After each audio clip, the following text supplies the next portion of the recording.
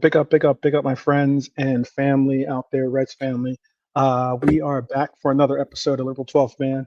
Hopefully, you're doing well. I am doing the best I can right now, but I always, like a Beatles song, I get by with a little help from my friends. So therefore, I have Lee with me. How are you doing? Good, thanks, mate. I like that segue. It was nice, that. Very scout. Very scouts. There you go. Professional. Very, very That's off the professional. head. Yeah, I didn't even write that one. I just went off the head. But anyway, that's one of my favorite songs too by them. And Ringo's not even the best. Ringo's not that great of a singer, but that song is really still a good song by him. All the same, all the same. I hope everyone's doing well. Big up to those out there. I see Peter in the chat. I see Red Armchair Supporter in the chat. I saw Bonkers and Lee early, chopping it up a little bit. Big up to all of you. Big up to anyone that's joining us on X. And of course, if you're on X, please do subscribe to us on YouTube. Even if you watch us on X, still subscribe to us on YouTube. It helps us with our numbers and our algorithms, help push the channel to further and higher expectations and the likes. So I can already see where we're going with some of the content that is being mentioned in the chat. Evening the High Lord, by the way. Big up, big up.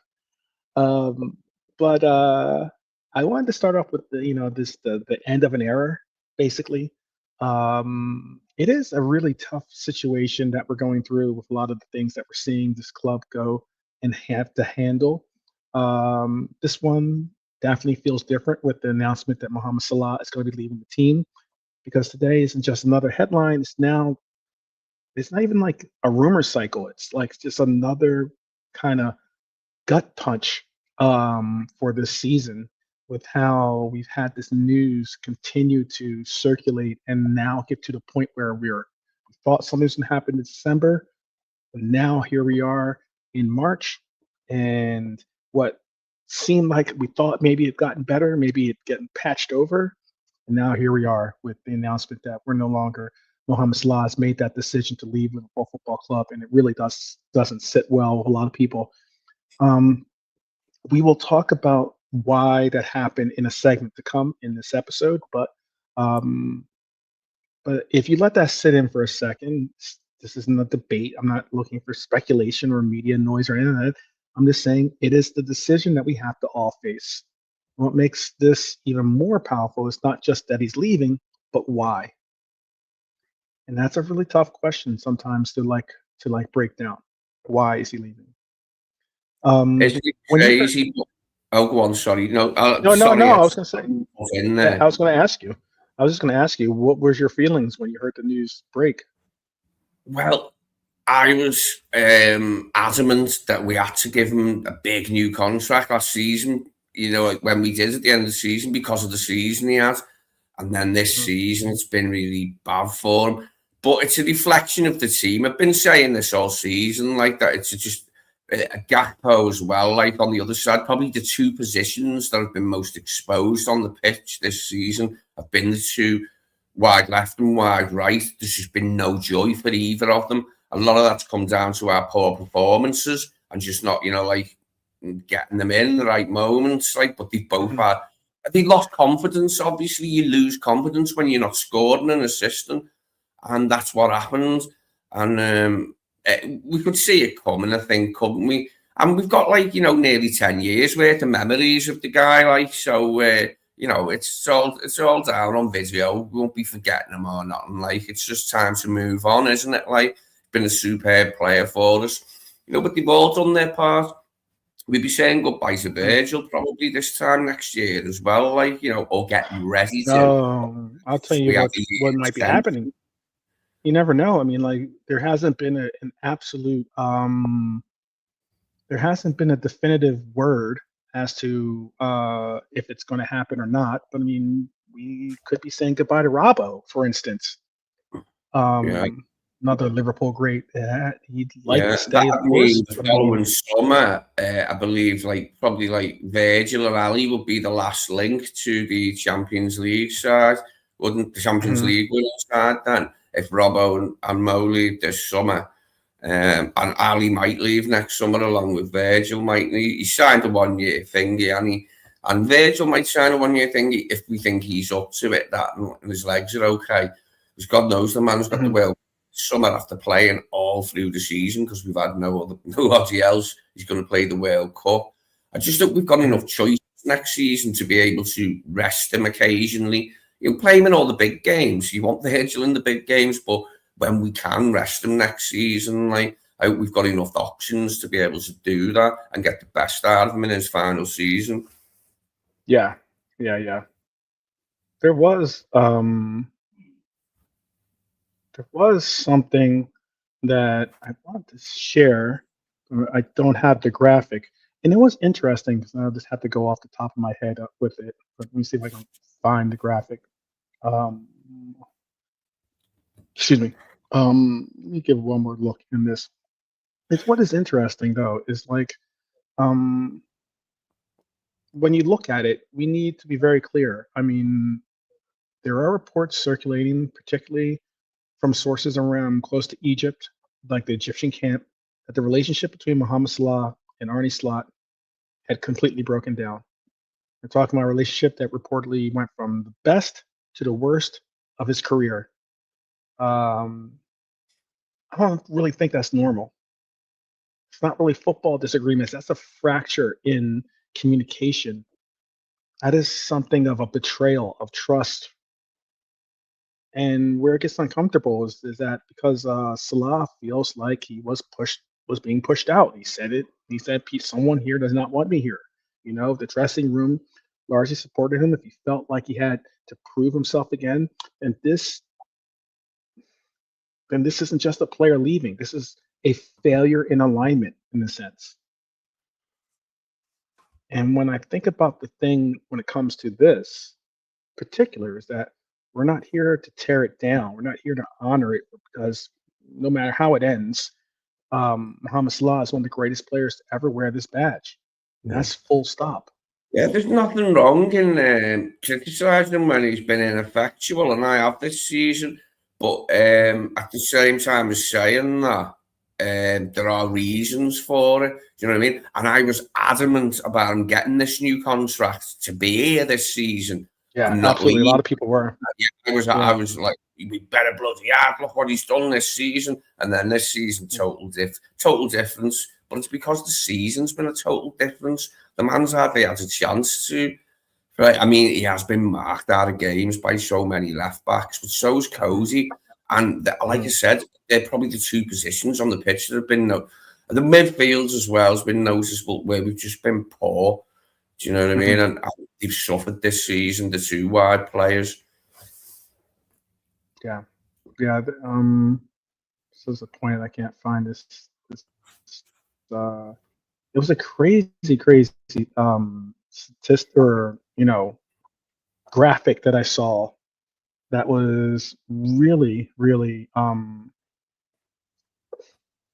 when you recognize what we've in the last 5 years, I think it is, the players, the coaches, obviously, that we've lost have been really the fundamental, like foundational blocks of what we've all reinvested in by our spirit of support for this club.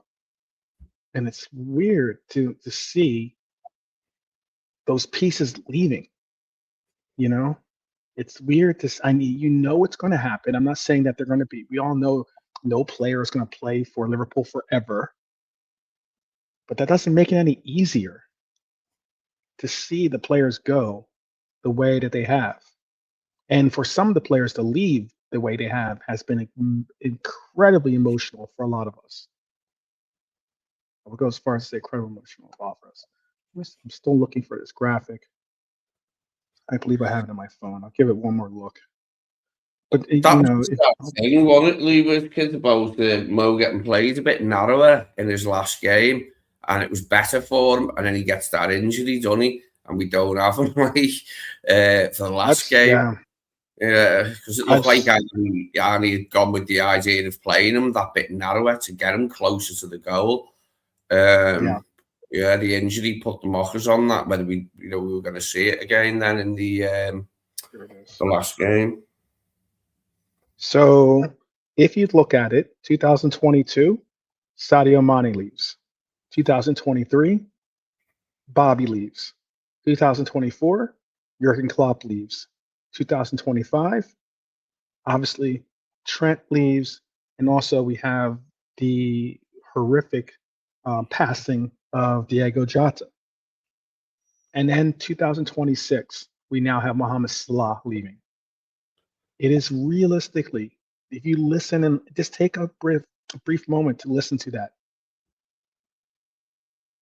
these are the major components of what we virtualize as being the world class. Whenever someone said, "Oh, the world class players of this team," you know, these were who you referenced for the most part. And that's why it's like so incredibly visceral to see some of this go down the way it is.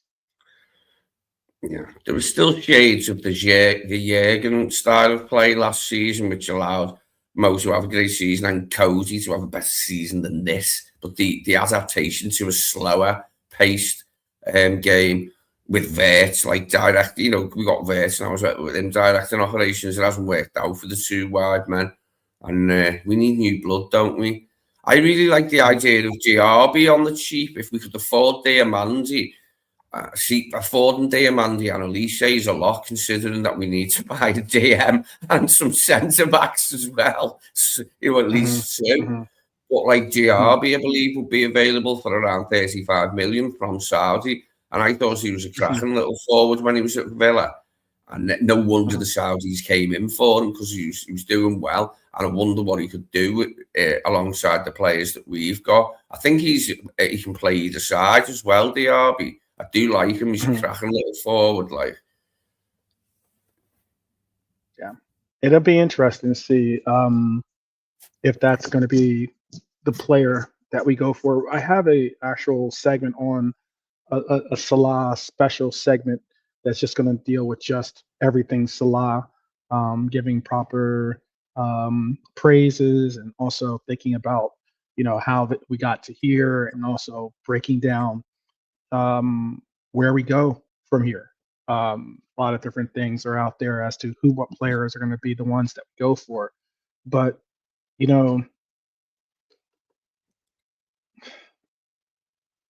I know that a lot of people don't like to think of it as like these football players are the end all be all when it comes to what we have to deal with. But I'll ask you this: has Liverpool mishandled the situation,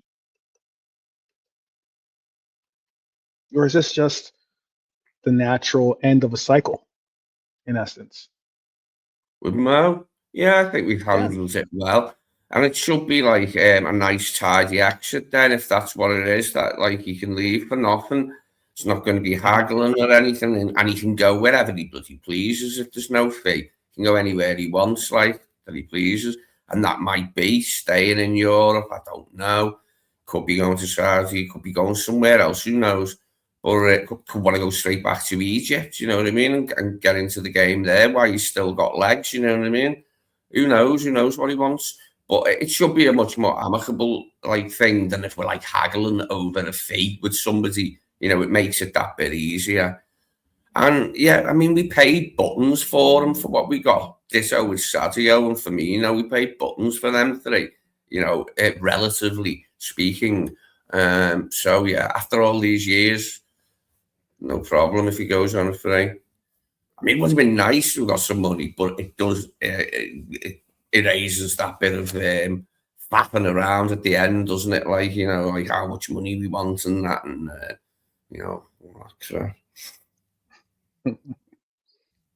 Oh man, I don't know if you got. It's one of those movies I love too. It was just on recently, old school.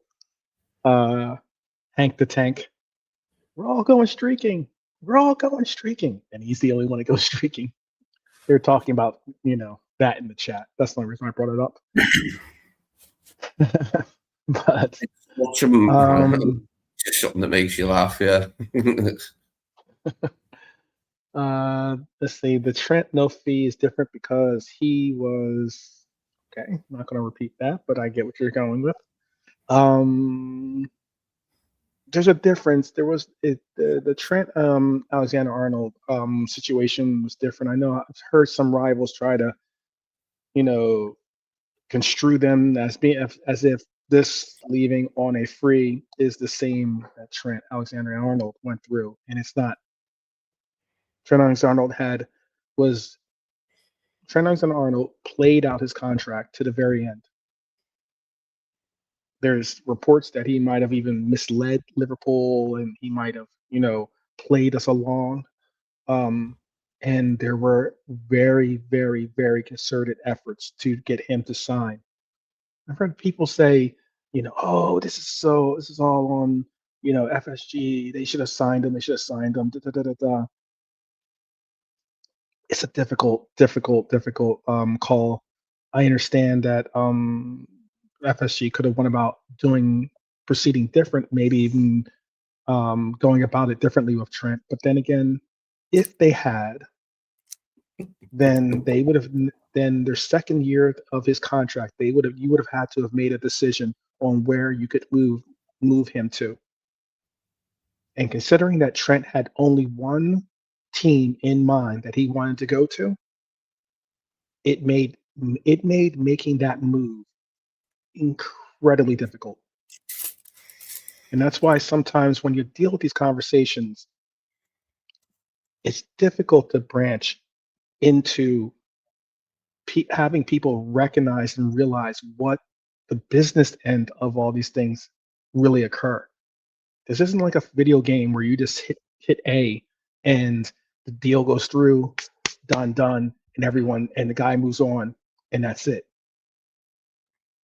In football, transfers work differently. The player has to want to go to that team you're trying to push him to. The fee has to be acceptable by both parties, meaning not just the player. Player has no part in that, but for both the exiting and the destination club. And you really factor all those things in. Players have an immense amount of control and power in today's markets. Mm. And it is a different game now in that respect, isn't it? Mm. Like, as in, what are you going to do? Yeah, you used to see a lot of players stay at the one club all their career, at various size clubs. But it was never that common. Players would eventually move on for one reason or another, right at the end, usually of the career side.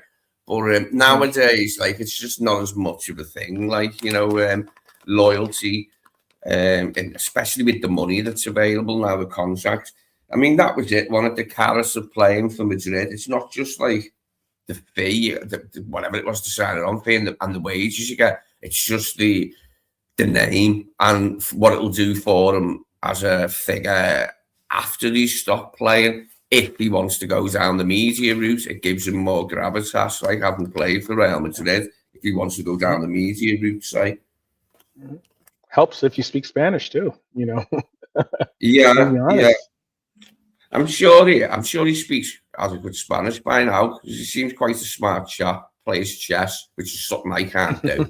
I never figured it, mate. It would be interesting to hear Spanish with the Scouse accent. That would be very interesting to hear. That'd be a very interesting combination. Yeah, there you go. Campe Español. But yes, it is an interesting situation. Let's transition. Let's talk about something. I said in the chat, in the group chat at least, that this was going to be a little of a spicy episode, and I'm not going to say that it's a reason why I said that it's going to be. It's because there's some things that definitely piqued my interest in some events that have happened recently.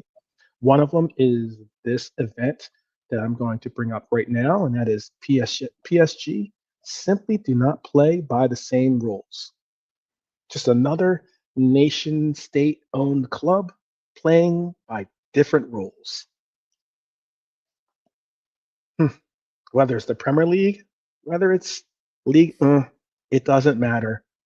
These nation state teams play at different settings. Because let's stop pretending this is just about scheduling. It's not. This is systematic. This is structural. And this is something we've seen before. Because when it comes to PSG, there are rules for everyone else, and then there are rules for PSG. I'm going to call it exactly what it is. PSG didn't earn this advantage. They didn't rotate. They didn't rotate better. They didn't manage their squad better. They asked for help from Ligue 1. And what is even more disrespectful, in my opinion, about this result is for the Lens fan supporters out there. Right now, the reason why it's important is because PSG had a match scheduled against Lens. Currently in the table, PSG sits with 60 points. Lens sits with 59 points.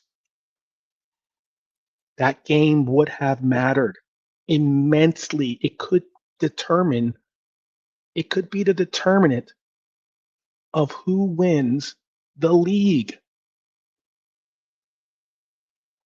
And because it was positioned between the Liverpool Champions League games, all of a sudden, PSG started to cry, started to call, please help us. SOS. They did it. Too much of an unfair advantage, and I believe that they got it in the last round against Chelsea, who they managed to absolutely pulverise. Now, they've already got an advantage because they're a much better team. I can only surmise that maybe they haven't seen how bad we are this season, and imagine that with the team we were last season that took them all the way and won in Paris. Maybe that's what it is, and they thought they needed the weekend off to take us on. Because honest to God, if they'd seen how badly they were playing, they'd have known there was no need to postpone the Lens game. I know that Lens put up a fight at first, didn't want to postpone. Because obviously they're not in the Champions League. But yeah, it's an unfair advantage, whichever way you cut it. No other way to see it. There is a little mess up in my graphic. I know that there is, so don't hate on me for putting that in. They unfortunately doubled the Everton graphic or Everton badge for the Liverpool graphic that should be there, but it's not Everton versus PSG, it's Liverpool versus PSG. But this is what the fixture composure is going to look like. It's we both have, they have Toulouse and we have Man City at the FA Cup, which is the pre-first leg, and then the first leg obviously against us, and then what would have been the mutual game in between the tie would have been their game versus Lens, and then our game versus Fulham. Now, what's unique about this is, should we do the same? Should we go to the Premier League and say, hey, we get it, but we don't want to have Fulham in between these two fixtures? We'd like our game postponed. Why should we not get our game postponed and they have their game the way it is?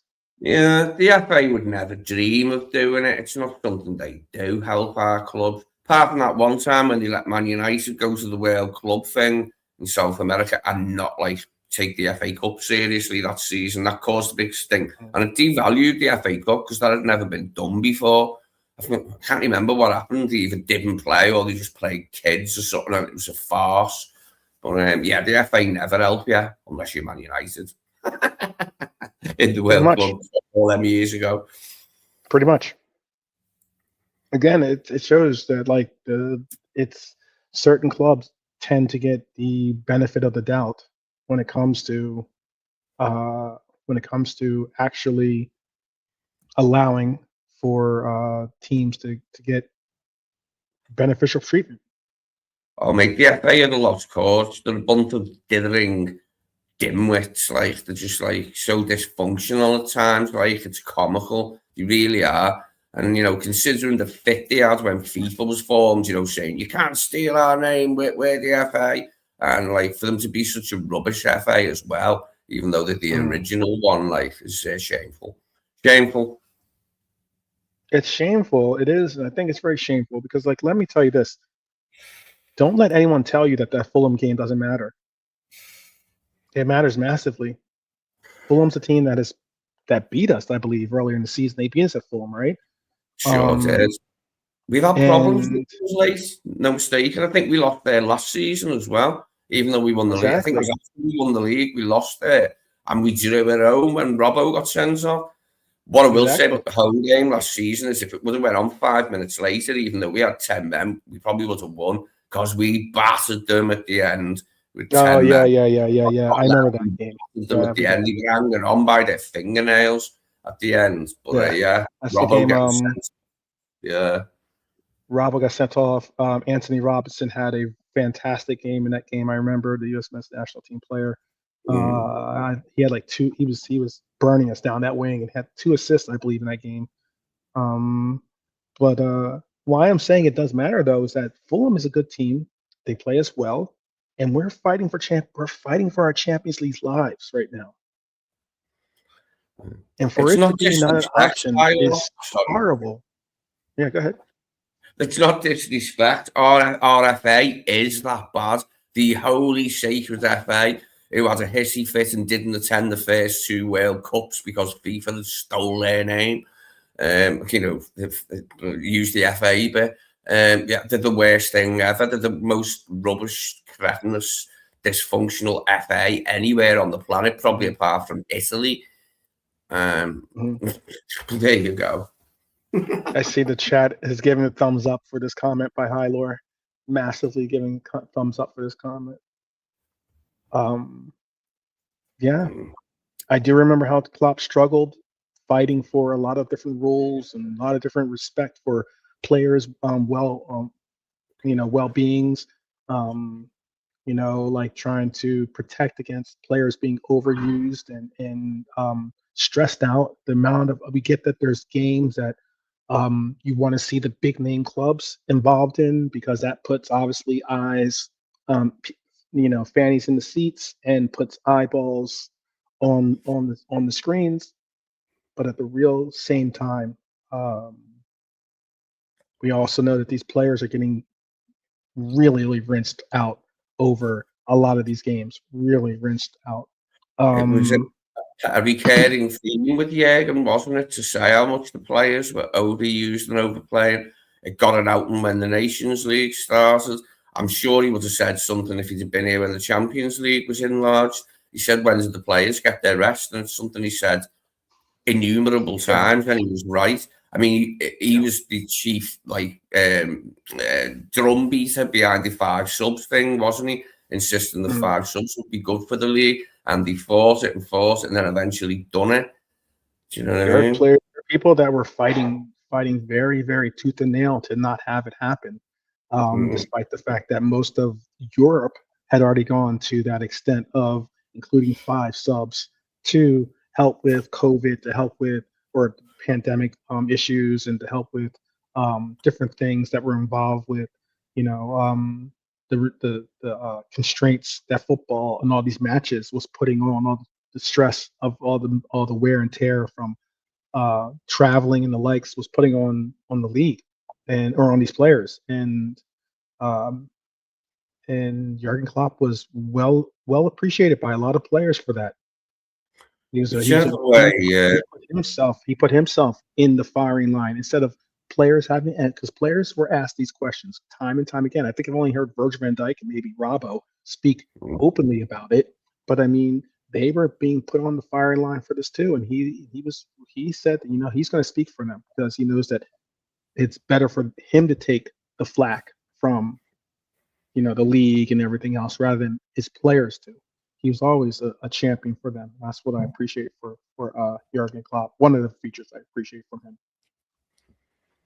But No, this it was. next, I mean, whatever way you look at it, it has increased the intensity in football, not just like the number of games, the intensity and the level of the game, like the amount of running done and that, like it's increased. And the wear and tear on players is obviously increased because of that. And they're not asked. I mean, we know that. Jurgen said that, he more or less laughed as he said it, like, you know. He didn't say it that way, the way I said it, they're not asked, but he alluded to that these people just do not care about the schedules they pile on for the top players.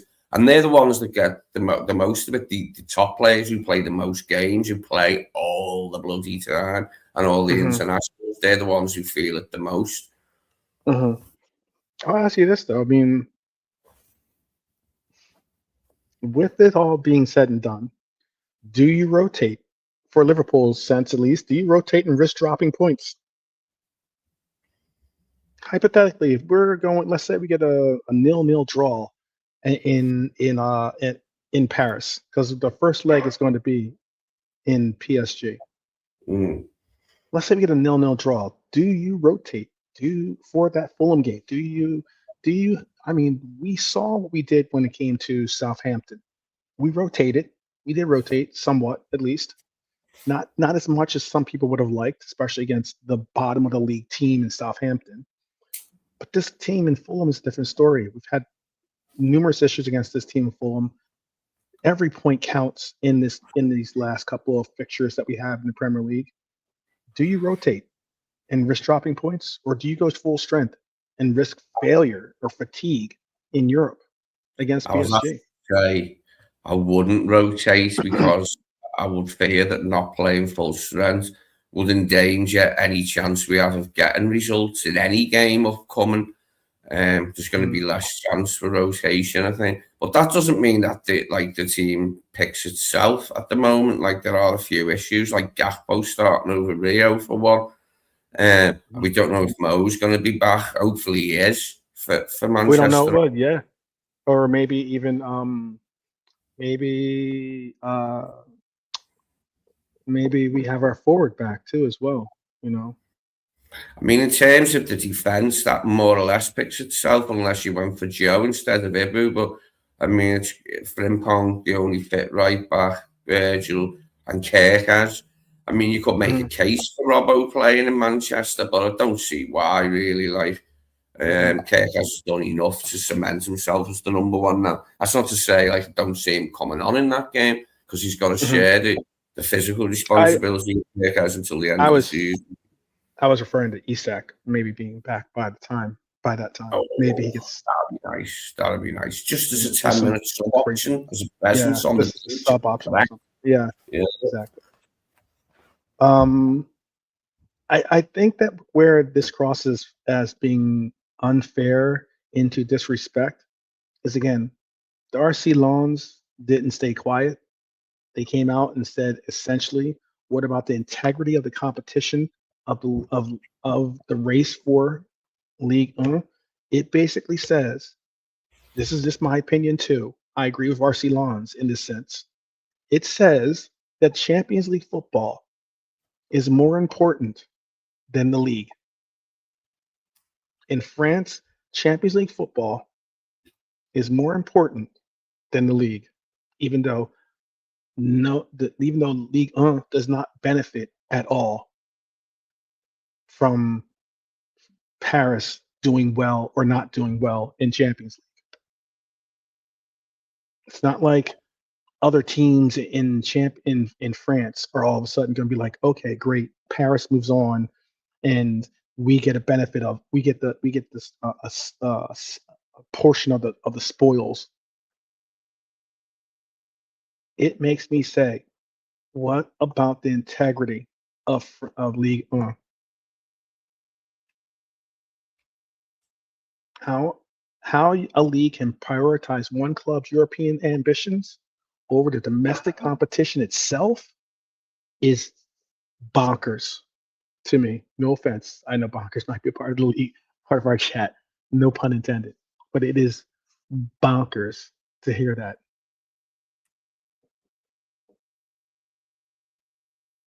Absolutely bonkers. Bonkers world sometimes, 12, a bonkers world. Mm-hmm. Yeah, it is a bonkers world. It is. What are people saying in the chat? Our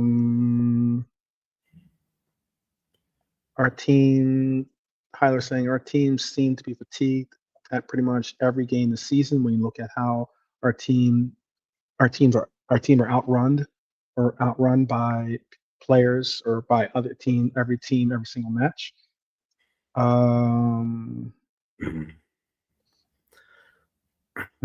Okay, Lee Wiskett is this asserting that he is definitely slot out currently.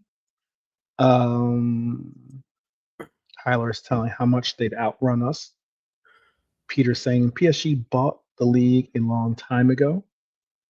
We will beat PSG anyway, so it doesn't matter, says Adam. Big up Adam. I like it. The thing with the French league now, it's a minor miracle if any team other than PSG wins it. Who was it on the last one? Lille, wasn't it? Lille, that fella. I've forgotten his bloody name, but he's quite good and he's done it for Lille. But nobody wins it apart from them. It's a shame because I used to like that league.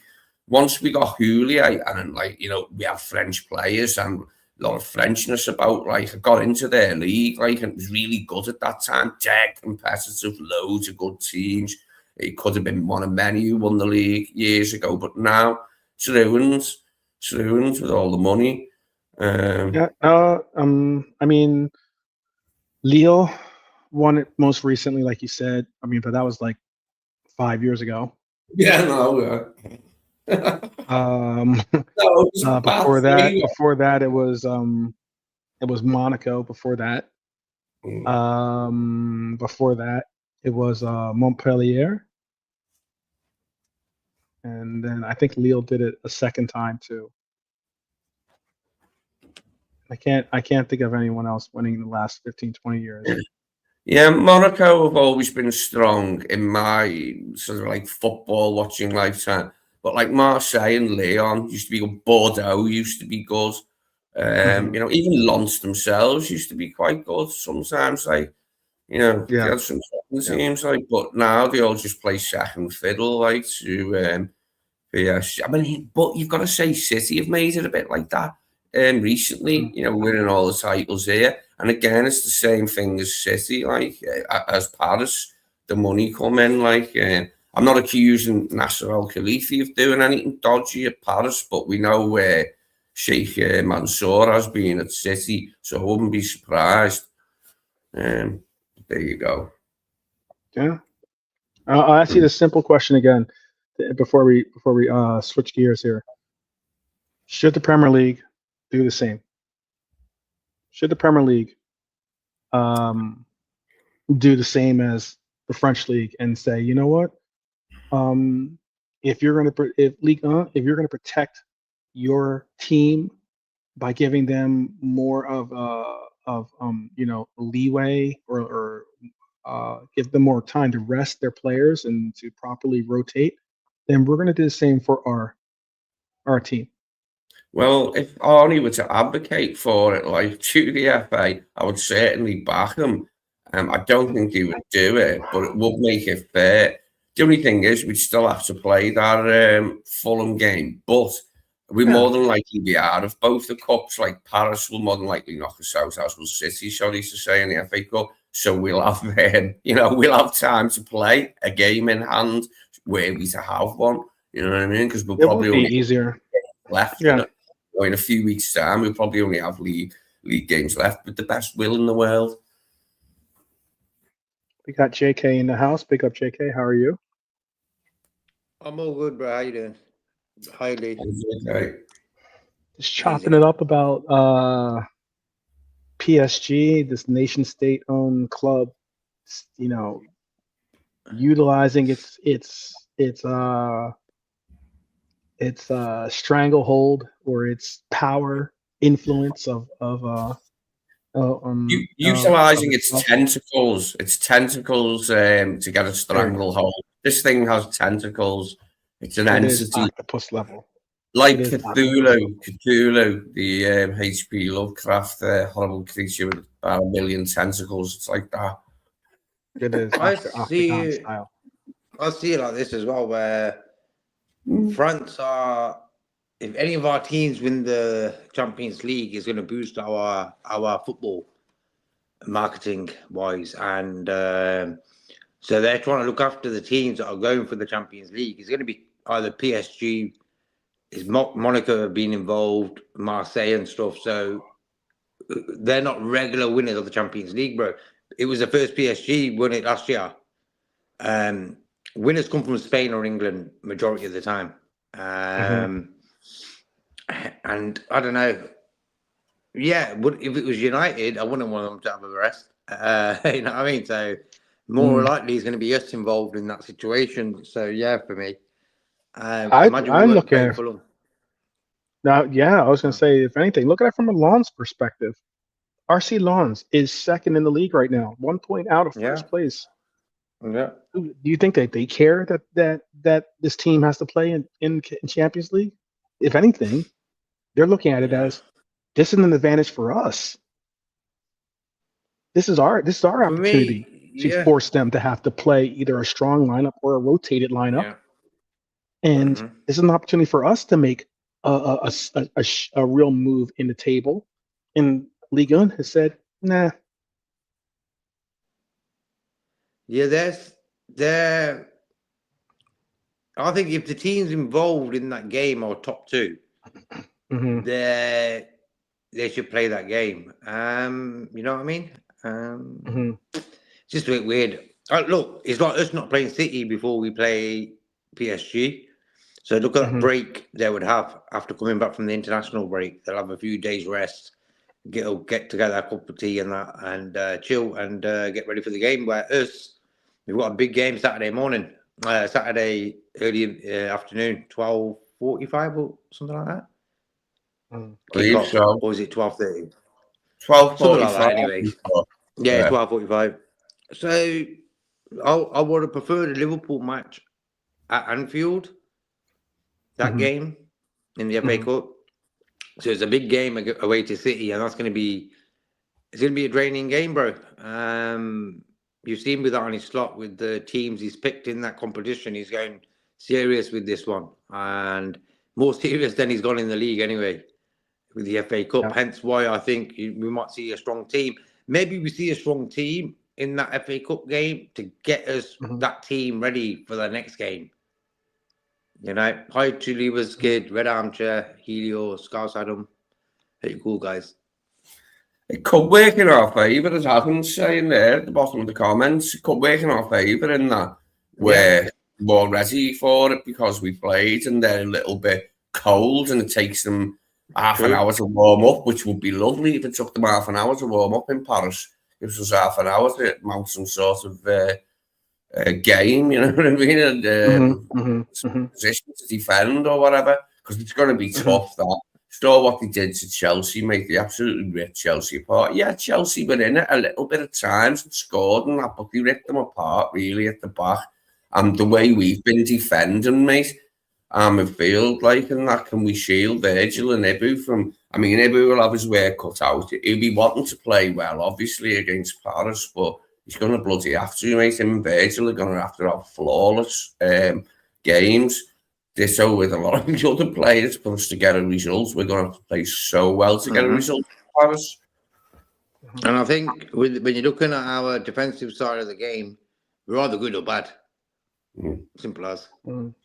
Mate, that annoyed Enrique that we won that game. Sorry, JK. But that annoyed Enrique that we won that game in Paris last season. And it was bizarre after all the pressure he put us under and all the chances and all the saves Ali made, that we come out of it with a win. And he'll have that in his mind still, Enrique. He will be aware of how crap we are this season compared to last, you know what I mean? We were like way out in front at the top of the league last season. This time we're languishing in fifth, and could fall lower by the time we played the second leg. So he'll know this, but he'll still be, and it's Liverpool as well. It's the massive name. We're a massive name everywhere. I'm saying far away. they'll be worried because they didn't smash us last year. We beat them there, and they beat us here. Then lost on penalties. They ain't got that goalie anymore as well. He's playing for Italy right now. He's playing for Italy against Northern Ireland in the World Cup qualifier. Yeah. Oh, it would have been great if Chiesa was involved right now. Turkey already won today, 1-0, so they're through. It is, but that's why I'm rooting for Northern Ireland a little bit. Make it interesting. Italy's my team, bro. I've always loved Italy. Italy's your team. It's tough to root against them. I know. Well, when I was a kid, it was Northern Ireland who would get there. Republic of Ireland didn't until 1990, 82 and 86. Northern Ireland got there. And we're in the World Cup. Like, I remember Norman Whiteside scoring. But Norman Whiteside, yeah. You know what?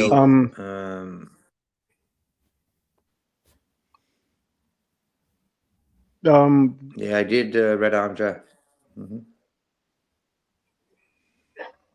This next segment is something that hits kind of close to home, possibly for a lot of us, because I sometimes it really does boggle my mind the amount of disrespect this certain individual gets in recognition. Some give him the proper praise and recognition. Some seem to act as if because he didn't play for Manchester United, that his accomplishments aren't as fitting for proper respects. But obviously Mohamed Salah leaving the team, or saying he's going to be leaving the team at the end of the season. There's been a lot of different top 10 lists being put out there. And one of the lists that is out there is by Terry Flores. Terry is of the Football Terrace. He also has his own channel under his government name, right? And he made a list. Bullshit. Yeah, Go on. I called him out for this one. I was very upset about hearing this right here. And I'm going to show you why. That's it. And then in '86, I think the manager was Billy Hamilton. Sorry, John. No worries. Terry's been very adamant about this whole Mohamed Salah is now the greatest Liverpool Premier League era player, and he's surpassed Steven Gerrard. Now, whether that's the truth, whether it's 1A, 1B for some, or if it's 1-2 Gerrard Salah or Salah Gerrard, that's not where I'm trying to go with this debate. Because I believe that both are incredibly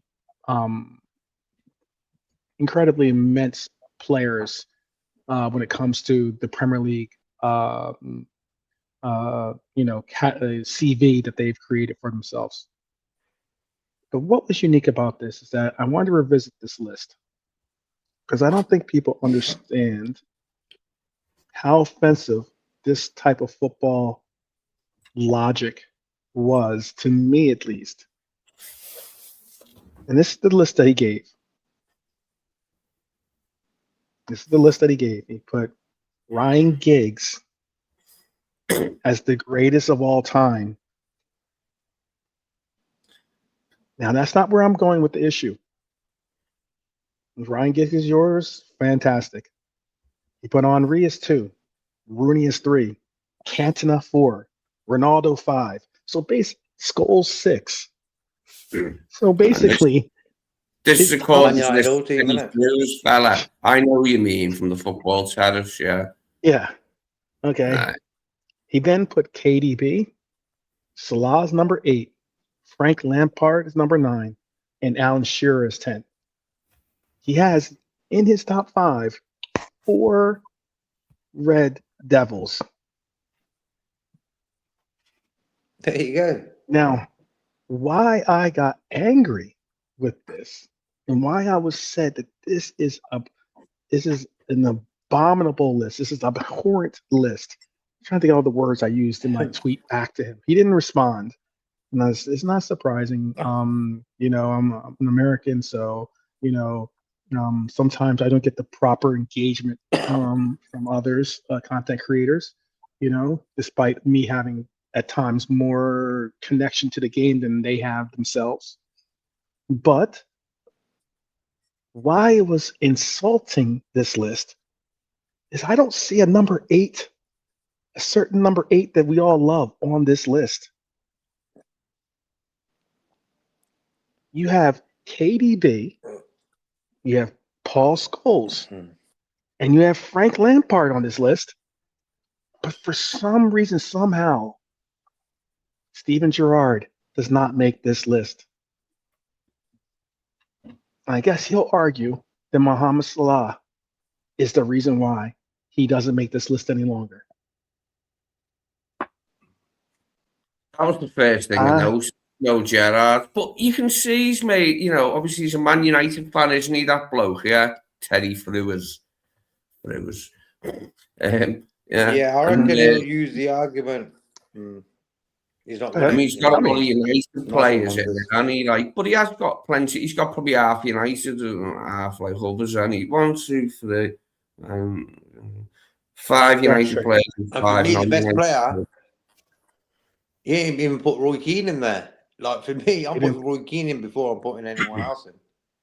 Nope, he didn't put Keane in either. Well, he's got a thing for wingers and forwards, and he's more for wingers and forwards, this bloke, by the looks of it. And if he includes a midfielder, it's a goal-scoring one, so he's goal crazy. Hey, he wears a wig, that Terry Fruers. I never knew. Someone was laughing about it in the comments. He doesn't wear a wig. He doesn't wear a wig. No, he's got a hair transplant. Yeah, so on. That's what I mean. Yeah, same thing. Yes. He's all right. No Van Dijk and Roy Keane. Van Dijk should be on this list. I'd make an argument. I'd make an argument for Van Dijk being on this list. I'd make an argument. Van Dijk, 100%. Come on, he's got 2 Premier League titles, bro. Yeah, I would have. Van Dijk, the best Premier League centre back. If anything, Andy to make Robertson. this list actually, you could say those players. Say Trent or Robbo. I knew he wasn't going to put those fullbacks I would say in. Robbo more for some reason. I knew he wasn't going to put a fullback in. But why? Most assists. I would have even put. You could put. And this is how unbiased I am trying to be. I would even go as far as to say I'd put BVD in this list, and I'd put Rio Ferdinand in this list. But leaving Steven Gerrard out of the top 10 list of, obviously he says EPL players, but let's be honest, it's just EPL offensive players because there's no in this list. Yeah, I have to say it's a good one. He's gone mostly attacking, but it's a good one, and it's subjective, isn't it? Like, you know, or whatever you want to say. You're picking the top 10 of your own. Everyone would probably have different ones, and it's something that takes a lot of consideration. You have to think about that for a long time because there's so many good players who aren't in it. That'd take me about 5 hours to settle on 10 players. So I think it's historically irresponsible to leave Steven Gerrard out of this list. It is absolutely, like, you break this down properly. Gerrard wasn't just a midfielder. He was a 6. Yes, he was a 6, people. Okay, before we get into that. Okay. He was an 8. He was a 10. He was a right midfielder. Right. He was a second striker. And in big moments, he was right back as well. He did play right back. You're absolutely right. And in big moments, he was everything for this club. He scored screamers. He tackled like a destroyer. He was a playmaker. He led as a captain. Now compare that to Frank Lampard. Compare that to Paul Scholes. Compare that to Kevin De Bruyne. They all have elite positioning for themselves. Kevin KDB, an elite creator on a team full of elite players. Paul Scholes, elite tempo controller. You could say Frank Lampard, a dynamic midfield and goal scorer. But the difference about the elite goal scoring, the elite tempo controller, the elite creator, the difference between that is that Gerrard was all of those things. And don't come at me with the trophies BS. Because I can't, I had people responding to my tweet back to him. He didn't respond, but I had other people responding and being like, oh, it's because he won the Premier League. He won this and da-da-da-da-da. And I'm like, that argument is so lazy. Because you're talking about an individual, not a team. You're talking about an individual. If you put Gerrard in the Manchester United team, he's winning leagues too with them. If you put Gerrard in Chelsea, guess what? He's winning leagues with them.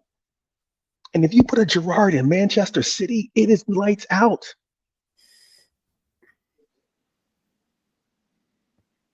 I don't get it why we can't have an honest conversation about the fact that Steven Gerrard sometimes is one of the most objectively disrespected Liverpool legend there is. Does that not tell you something, though? That there's a tinge of jealousy involved from rival fans. Like, the biggest thing they've got on him is the slipping thing, because it denies him getting a title, Slippy G. And yeah, I let them laugh it up. It is true, and it was. I would have laughed if that was bloody a United player and they missed out after like waiting forever and then not getting it. As I laughed myself. But yeah, there is a little bit of disrespect for him sometimes. Like, and there was always that thing with England about him, like, you know, where's he going to play? Because, like, you know, the Scholes, bloody Lampard, him, Beckham, where's Gerrard going to, you know what I mean? So there was always rivalry then. Got to say, Frank Lampard was brilliant, like, but he was a different type of midfielder as a Gerrard. Like, he couldn't do everything Gerrard could do, but he could sure find the net with that right foot of his. Frank Lampard's hell of a goal scoring midfielder for a fat lad. Look, I give mad props to Gerrard because despite the fact that he could have bounced on Liverpool at any time of his career, he chose to stay loyal and carry Liverpool, sometimes on his back. And that's the difference. He still produced world-class performances with some of the most dreadful teams. He made us almost single-handedly rise up in that Champions League final. You want to talk about the slip? Oh, well done. Every player that I know has a bad moment. But he shows up 99% of the time. You know, every time I see that, I mean, it is etched into the retinas, burned into the retinas of my eyes for all eternity. Him slipping, but it was Brendan. We were too high up the pitch, mate. Our last line of defense, our line was too high for them days. He's trying to beat Chelsea when there was no need. He just had to show off and beat his old club. Didn't manage it, we lose, and then we can't win the title because of goal difference. I mean, remember that, like the way we tried to go about it at Palace and ended up going 3-0 down, come back 3-3, but that was the result that killed us. Remember the Mourinho giving it like the old pantomime villain bit on the touchline, which was fair enough, like, you know what I mean? It was classic Jose. I've come to like him. I'll tell you this. Come on. I'll tell you this. I'll tell you this. I think the major thing is that there are players who perform well in systems. And then there are players who define errors. I happen to think that Steven Gerrard is a player that finds an error. If he doesn't get you top 10, then I don't think your list is a serious list, in my opinion. I honestly don't, because Steven Gerrard was honestly one of the greatest Premier League players of all time. and the whole concept of putting it on the back of how many Premier League titles he won, that's a team accomplishment. That's a team accomplishment.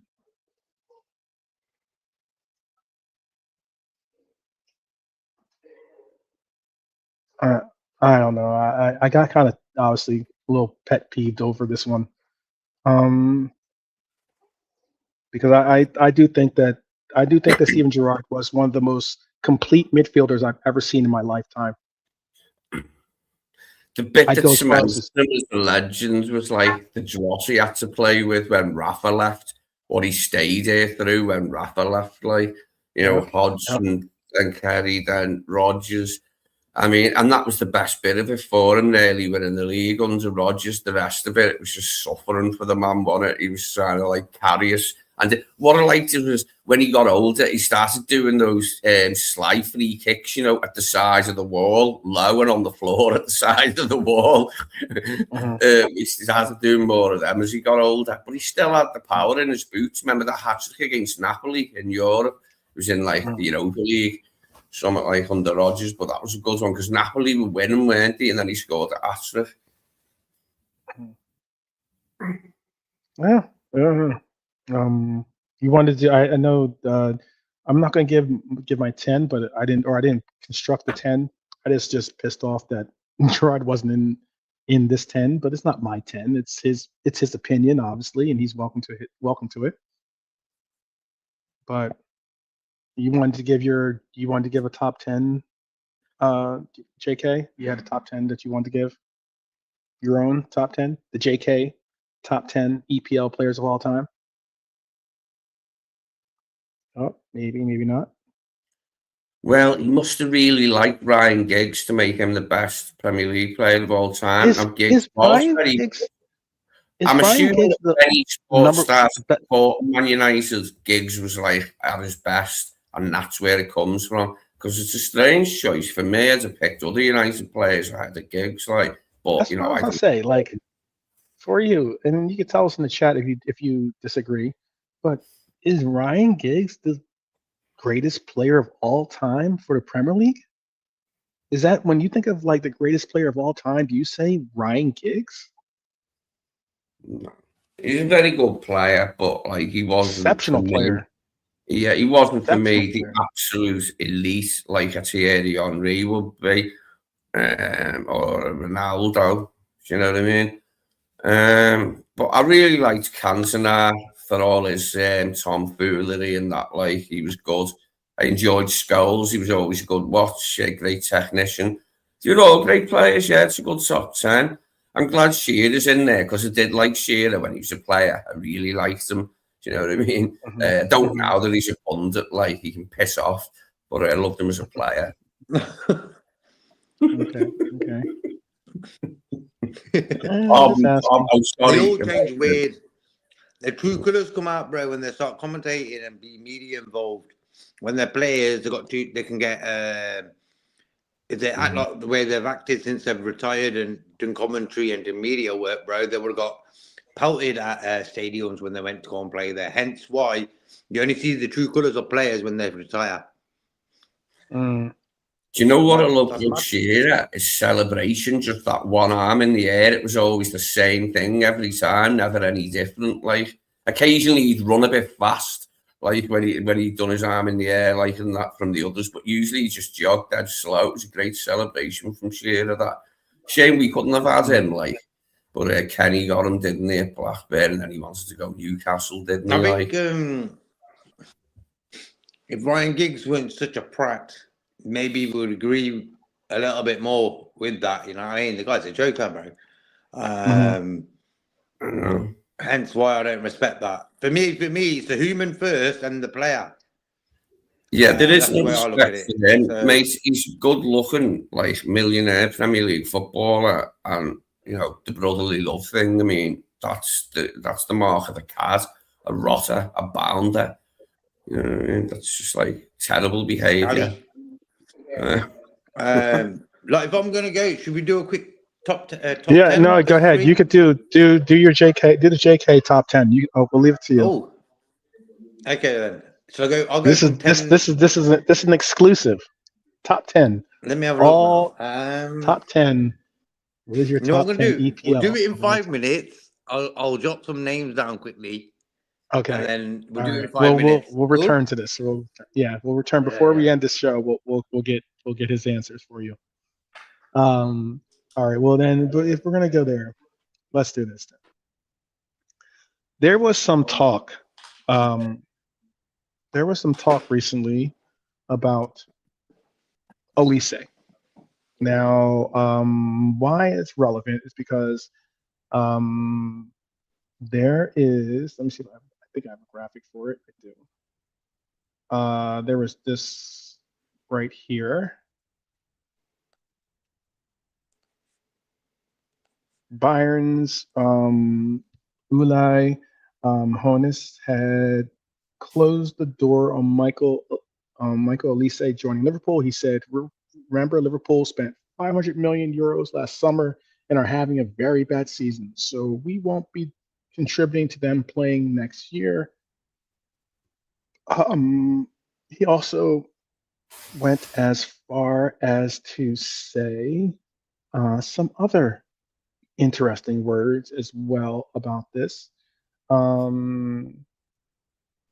Remember, this is not a journalist. He's not a source. He's not some verified insider that's going to tell you exactly what is going to happen with this transfer. But he says Liverpool signing Michael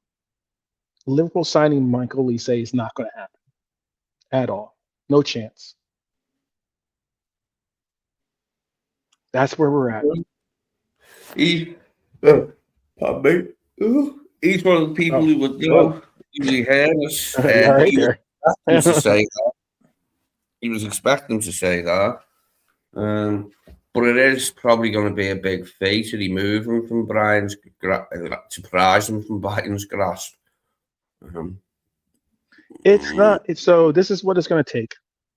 Because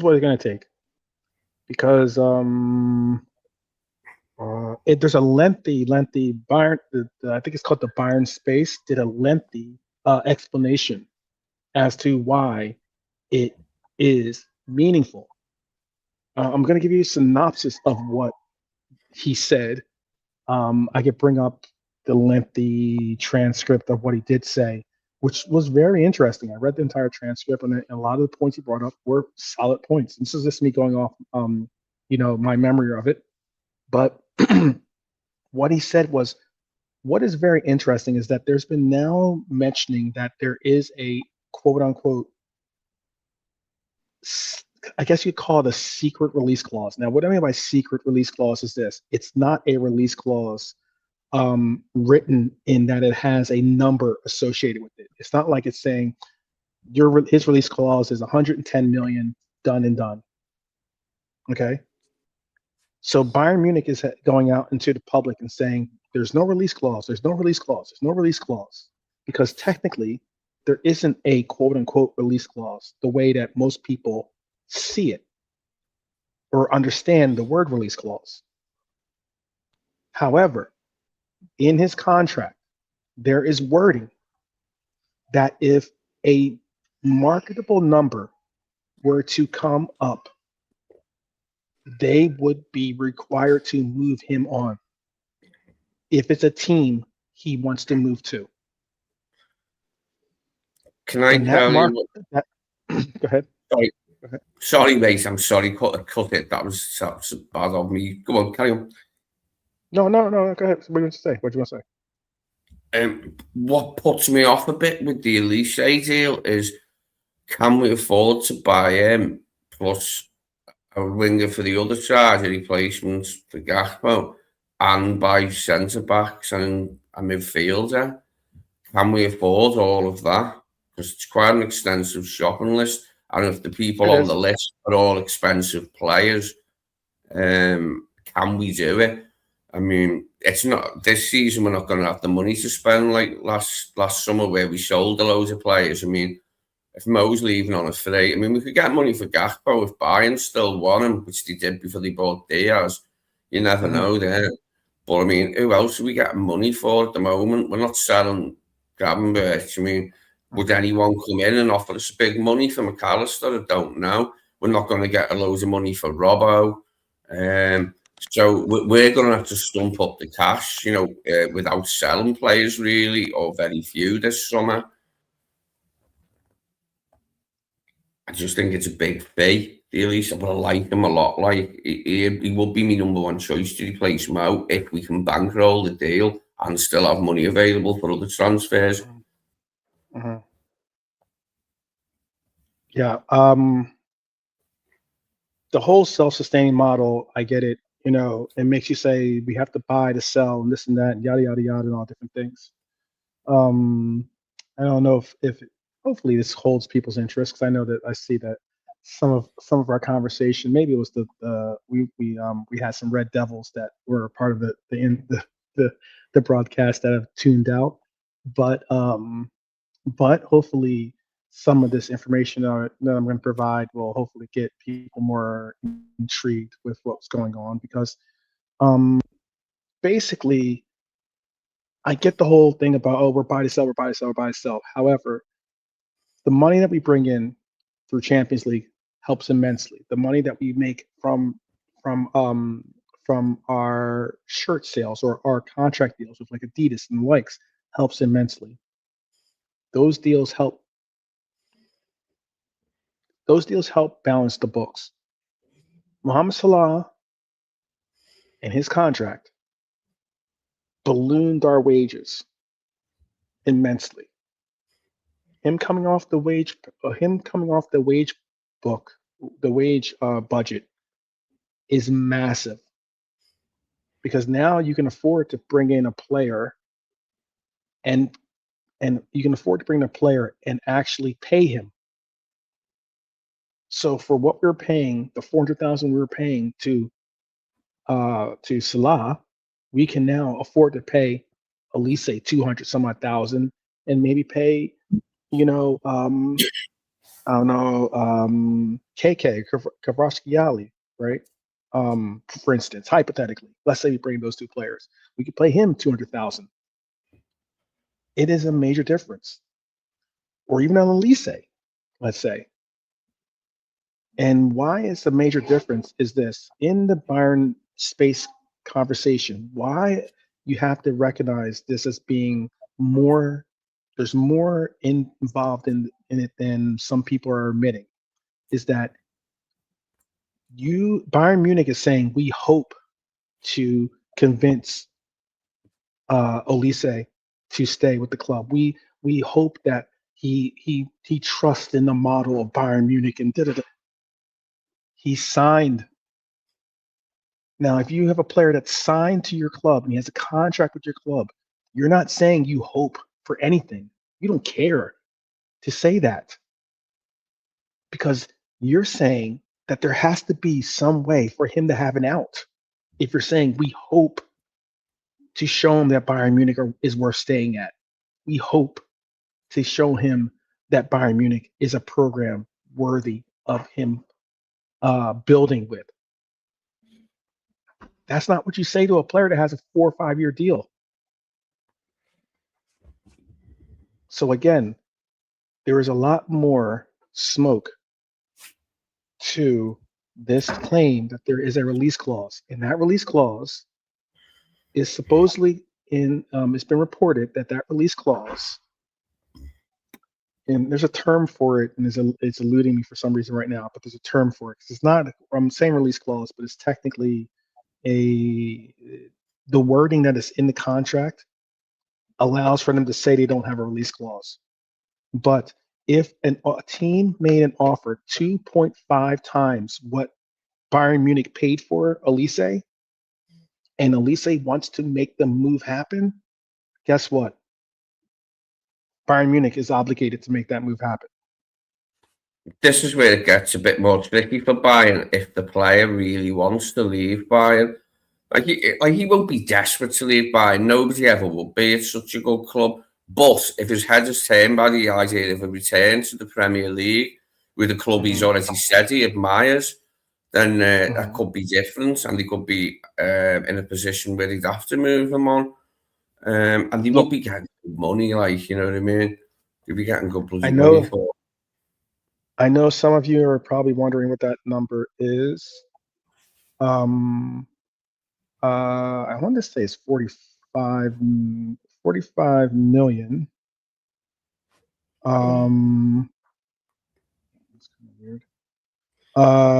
45 million is what the number was, I believe, that they paid for him originally. Let me just, I'll pull up the number exactly. Because it was like 44.9 million, I think, is what the number was for Elise. So we'd be looking at 3 times that amount, really, wouldn't we, to secure his services, which is like 130, even more. It would be, so it was 43, no, excuse me, 42. I can't, I'm going blind. Let's see what that number is. 43.9 million. All right, so it's 44 million basically. Let's just call it that to make it easy numbers, right? If you were to do 44, I think it's like 110 million. Yeah, so 2.5 times 44 million is 110 million pounds. If we were to make an offer of 110 million pounds for Michael Olise, they would be obligated to release him. Not many teams are going to make 110. Olise is a fantastic player. Not many teams are really coming at him for 110 million. Maybe in Manchester City. But other than that, expensive, isn't it, bro? It's a bit. It's a bit too much for me. How do I look at this?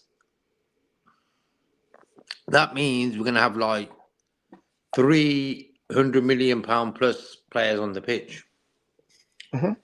Good player, top player. But if that means if we're getting in for that much price and we don't buy a DM or a centre back as well, you know, like them sort of things. I don't know. I like the player. He's a good player, bro. But that fee is a bit mad as well. See, the true Liverpool fans, even though I'm not a big fan of the owners and stuff, and I was sort of happy that they spent a bit of money last summer, I should be saying, you know what, spend the money and get it done. But we always, like the real fans, always look at the money side of it as well. You know what I mean? Do we want the club to be spending that much money and stuff? Because that's what true fans do. You know, these glory fans, they don't fucking spend it and get another one who's 150 million, you know, like jokers, bro. And hence that's why I'm looking at this one. I'm thinking to replace Salah is sort of difficult, but this guy he will never be as good as Salah goals wise and all that. But he's a very, very good player. And if he's going to cost 110, I don't know, bro. That's a bit steep. Let us know in the chat as well. Do you reckon that's steep, 110 for him? Let us know. Let us know what you feel. We're very interested to see how you look at it.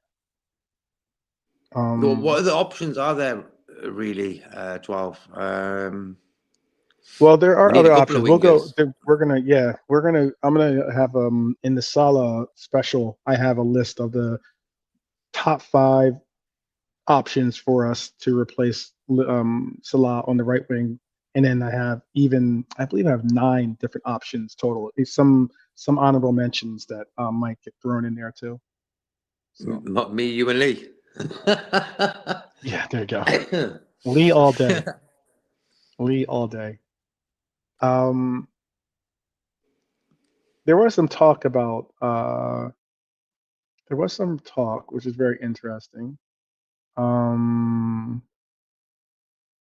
was some talk about what is the real reason. I saw an article that Nalante put in, and I read the article, which is a very interesting article. Because now the dust is settled, we're trying to get and figure out, well, why is it that our beloved player Salah is leaving us? Why didn't Liverpool put up more of a fight? Or if they were going to leave, why didn't they cash in for the 100 and some odd million that was offered earlier, before they renewed the deal with him? A lot of people are scratching their head as to why we're about to allow for, again, one of our most valuable assets on this team to leave on a free. Well, I was labouring under the misapprehension that we probably would be getting a fee for him this summer, and I was slightly surprised when it, but it makes sense because of the wage he's on, that they just stop the contract, like, and it works out that way. And as I said earlier, we did pay buttons for him all those years ago. We've had nearly 10 years out of him, and we paid buttons for him.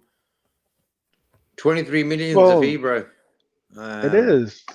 Nice one, Red Armchair. So that's a year's wages saved, and that's the fee. So look, I ain't really bothered about the fee. I just want the lad to enjoy his last games for Liverpool and win something. Look at this. We can talk about this. We can talk about replacements. Like, we can talk about replacements, this, that, and the other and stuff. But for me, he's still here, and he's got things to win. So if he can sign off his Liverpool career with an FA Cup and a Champions League, praise the Lord. And that's what it's all about for me. I don't want to hear nothing about what he's doing next year and who we're going to get to replace him, because I'm sick and tired of talking about speculation. Been there, done that, and too many content creators talk about speculation. Leave that to Sky Sports and stuff like that, because they're the ones who like people putting bets on there, and to say, this guy's going here, and he don't end up going there. Come on, man. So at least say, I don't want to hear the name again until he's signed for Liverpool. Bro, look at Bellingham. Remember that Bellingham story? It was like JK's not having it, people. JK is not having it. I'm not having it, bro. Well, I'll bring context, and this is real context, because this isn't just about Mohamed Salah leaving Liverpool. This is why Liverpool let him leave for nothing. After reading the piece, it definitely brought a lot of context to light. And we'll start here because this is the part that shocked everyone. Liverpool agreed to let one of the greatest players in our history walk away for free. And according to reports, this wasn't a mistake. This was a decision. Look, the ownership group, FSG, Family Sports Group, looked at the situation, decided trying to force a transfer fee would make things worse. And I'm going to allow for that to sink in for you, because I know a lot of people don't want to hear that. They just want to say, just show me the money, Watch your Jerry Maguire. It doesn't always work out that way. But they believe the situation had become so fractured that holding on to value was less important than removing the tension. And this is where it gets real, because at the heart of this is something we've been hinting at all episode, and that is the relationship between Salah and Arne Slot was broken. The relationship with one of our greatest players and this coach was fundamentally broken. Now, Salah is going to believe he is still worthy of, playing time, minutes, elite team, on elite teams, by the way. He's still first choice, still the guy. When that stopped being the case under Arne Slot, there was no middle ground. And again, I'm talking about reality. This is the reality of it. There's no scenario where Salah stayed at Liverpool and accepted being a rotation player. There was no, let's bring in Olise and have Salah play second fiddle or platoon at right wing with Olise. That just wasn't happening. So now you have two forces colliding.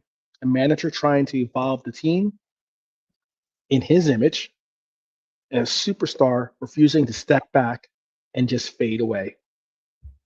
And in football, that always ends one way. Somebody leaves. Now, some of us would have rather seen Arne Slot leave than Mohamed Salah leave. That's obvious. But the uncomfortable part is that this wasn't just emotional. It was strategic. Liverpool's ownership model is data-driven, cold, calculated. We all see that. All I was hearing about was, last season, the season before, for people like myself. Oh, 12, you're too sentimental. You're too sentimental with these players. And internally, there were concerns that Salah was entering a decline. I'm not saying he was washed. I'm not saying he was finished, but no longer able to operate at the level that justified a £400,000 a week salary.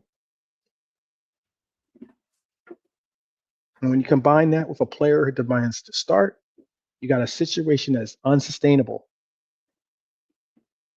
And I know people don't want to hear this, but this might be the most important takeaway from everything. Liverpool were not willing to have their highest player sitting on the bench. It was not going to happen. That destroys dressing rooms, that creates division, that fractures squads, that is a cancer amongst a team. And here's when it gets even more interesting, because this didn't happen overnight. This situation has been building since December. And Salah went public with his frustrations. And once that happens, you can't put the genie back in the bottle.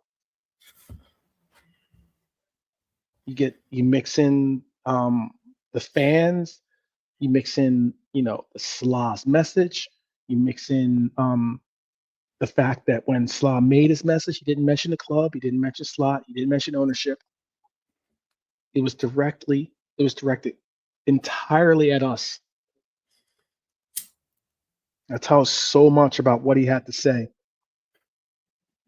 about the reason why he stuck with the goods and the bads of his team. Because for Salah, this isn't about the institution of Liverpool anymore. This is about how he feels he was treated within the club, or specifically by Arne Slot. And the question now becomes, does he go to Saudi Arabia? Most likely, maybe. Massive wages. He could become the first billion-pound player. That's what is being put out there. He could become the first billion-pound player. The best thing about it is it's a soft exit for him, isn't it? He can do what he wants, pick who he wants. We haven't got to face haggling with somebody at the end of the season trying to get the biggest fee we can. So it's a nice softer exit for him. He hasn't got any of that to worry about, and he can take his time making up his mind where he wants to go next. But he'll be focused on him now when we get back, Wody, and hopefully we'll have him back. I want him back for City because he's got a good record against City. And it'd be a danger against them, you know what I mean? Because we're going to need him, mate. City have booked up again. Obviously, they dropped them points against West Ham, but and they got battered by Real Madrid. But they're back at it now with the League Cup win, aren't they? Look, the MLS is a possibility, much less likely than Saudi Arabia, but still a possibility. There's Europe. But that's if he takes a pay cut. No team out there is going to pay him what he was making for Liverpool. Let's get to it. Don't get twisted. There's no team out there that's going to pay him £400,000 a week. Not one. No PSG. No Real Madrid. No Barcelona. None of those teams. Whatever you get. Massively money-minded in that. He wanted this big contract off us and deserved it. But I don't think he's a guy who's going to make his decisions solely based on money from here on out. Exactly right. I'm sure he'll want to play in Egypt again before he's finished to play back in Egypt. And he's going to be a figure in Egypt and in Egyptian football after he's finished. Whether he wants to go into any type of coaching or not, he's always going to be a figurehead, like a person, isn't he? He'll probably want to play in Egypt before he's finished, I would imagine. Possibly. In the interval of the Italy game, they're showing Salah's goals for Liverpool. It's like a little special, bro. Look at the goals the guy's scoring, man.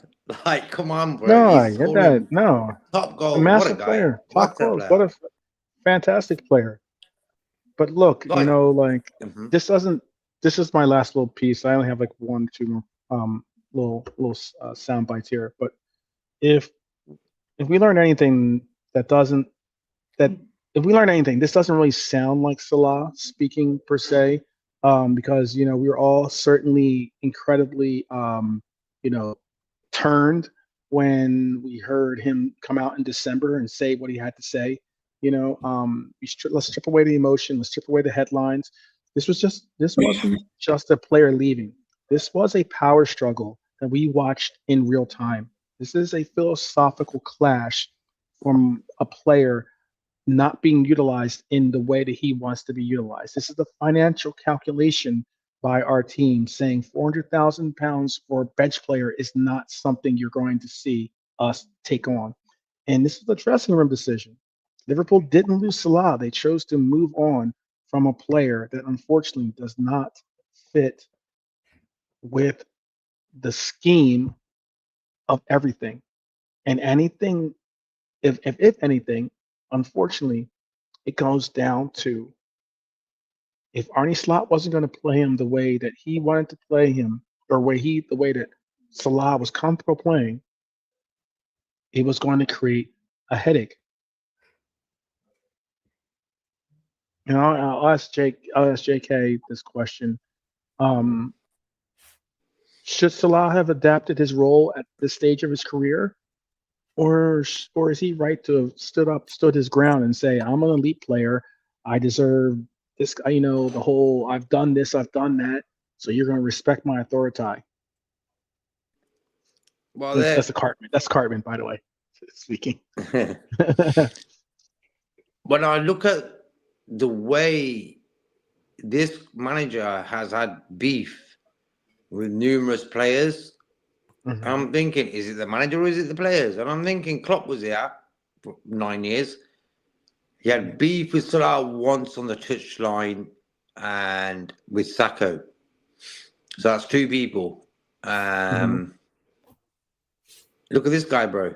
Curtis, Chiesa, Salah, Kwanzaa.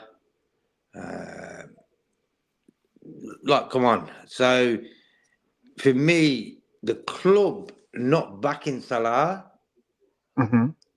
is it a financial? This is what I need to know now. Is it a financial decision, or is it this manager don't need a player like Salah in his team decision? Like, what's going on here? Because Salah signed a 2-year contract, and this is the first year of it. So what's gone wrong? For me, it's the manager. Like, for me, I would have loved to see Salah, and that's what Salah's. This is the first time where Salah's not been at the races. It isn't like it's a 3-year run on his act. Last year, he was the man of the season. I just seen the pictures now on the TV with him with the golden boot and Player of the Year award. And then fans all of a sudden getting on his back. They can do one. I don't care how he played this season. I don't give a damn. But for me, whatever's happened between Salah and the club is not the way you let a guy go who's done everything for you guys. Yeah, we paid him sound. I understand that. That's what footballers do. They get paid well. But he could have made a lot of fuss, could have left the club. He was the best player in the world. So you can have a bit of arrogance about that. You know what I mean, bro? And I think Klopp knew how to handle the aura of footballers, top footballers. He just got it in him. But Arne Slot, who seems a bit of a control type of guy, he don't like personalities. No one likes players who are big. I feel like at Liverpool sometimes, like Salah. It's just weird how to explain this. Like Klopp, he was too big. Everyone loved him. And the owners might have got worried about that, thinking, you know what, if anything happens, they're going to take the manager's side, not ours. Same as Salah. So was the decision made to get rid of Salah, even though he signed a 2-year contract? Same when Brendan Rodgers came in, when Gerrard left. You know what I mean, bro? Yeah. Klopp seems to have a good relationship with Salah. Like, it never seems to break down at any point. With regard to the comment that you just put up from goal ratio about Giggs was happy to play a big part in his mid to late 30s, as with other United players. to get more league titles. That annoyed me the way Fergie did that, because you didn't have that years ago. When players got old and weren't in the first team anymore, you got rid of them. So we'd have like Phil Neal with 8 titles or something, like, and they tried to beat it, you know what I mean, by using the, like, when our players used to win all them titles, they used to play in every game still. They weren't like just used now and then. And he brought that in for like Giggs, Neville, life, kept them around forever so they could say they've won more leagues. But it was a different thing for us years ago. And Fergie, it was a different time as well. Fergie had that, he could do that where, like, you know, Giggs didn't expect to play 90 minutes when he was like 34, like Mo is. But like Giggs they've never been as reliant on Giggs as we have been on Mo over the years. Like, it's a slightly different scenario. But it was a good shout. It was a good point from goal ratio, that. Yeah. But I understand what he was saying. It goes. I know that JK doesn't want to speak about this, but I mean, it will be. We'll have a Salah special segment that's dedicated simply to Salah. But I mean, I was thinking about this recently, and I'm like, you know, it is going to really irk me a little bit, because again, this is a different situation than Trent Alexander-Arnold. Now, the way that Trent Alexander-Arnold left really got under my skin. I'm sure it did for a lot of us out there. However, we at least got something like, 10, 20 million or something, whatever number it was, right? That was excellent. Now, with this situation, I just mentioned, Salah might choose to go to Saudi Arabia. Seems to be the top, pulling power for his services right now. And we also know that at one point they were offering anywhere up to like 90, 100 million for the player. What's going to be really tough to see is if Salah, who's all about team, quit on us. And nobody wants to hear that. I know a lot of people don't want to hear that. I mean, the segment I have that's going to be coming up is going to be all but praise. It's going to be trumpets and the likes. But what I am trying to say is that with Salah coming to a mutual agreement with Liverpool to leave on a free, Liverpool are taking the L, not Salah. Salah is not taking an L in this situation. He has a year left on his contract. He could have said, you know what, cool, find me a destination. And he chose not to. He chose to take the power to say, I'll give you back your money. You have to pay me next year. And I want full control over where I land next. And if he ends up going to Al Hilal or whatever, Al Ittihad or any of these teams in Saudi Arabia that we could have gotten 80 million, 100 million for, that could have financed our next one, if not 2 players, that's going to sit wrong in the legacy that he's leaving. And that's one thing I do have an issue with. I have a serious issue about the fact that he is in essence quitting on this team considering he has a contract. Well, that's not a popular statement. I know it's not going to be. I know we're all supposed to sing the praises, and guess what? I will as well, about how great of a player he is, how great of a legacy he has with his team. But the reality of it is that he is leaving us high and dry. It's bad enough that we made a whole big stink about Trent doing the, 3-card Monty shuffle with us and allowing us to get to a point where he leaves on a free. But we know that Mohamed Salah is about to leave on a free. And if I end up seeing Mohamed Salah go to PSG for free, I would be mad. Because I don't want to see him go to another team we're going to have to compete with for Champions League measures. Especially don't want to see him go to any team in the Premier League. but I'm going to be upset. There's not many teams that he could go to where I'm going to be like, cool, I'm cool with it. That's what's irking me. That's me saying, me being transparent, real time, real. This is my real thoughts. That is me being honest.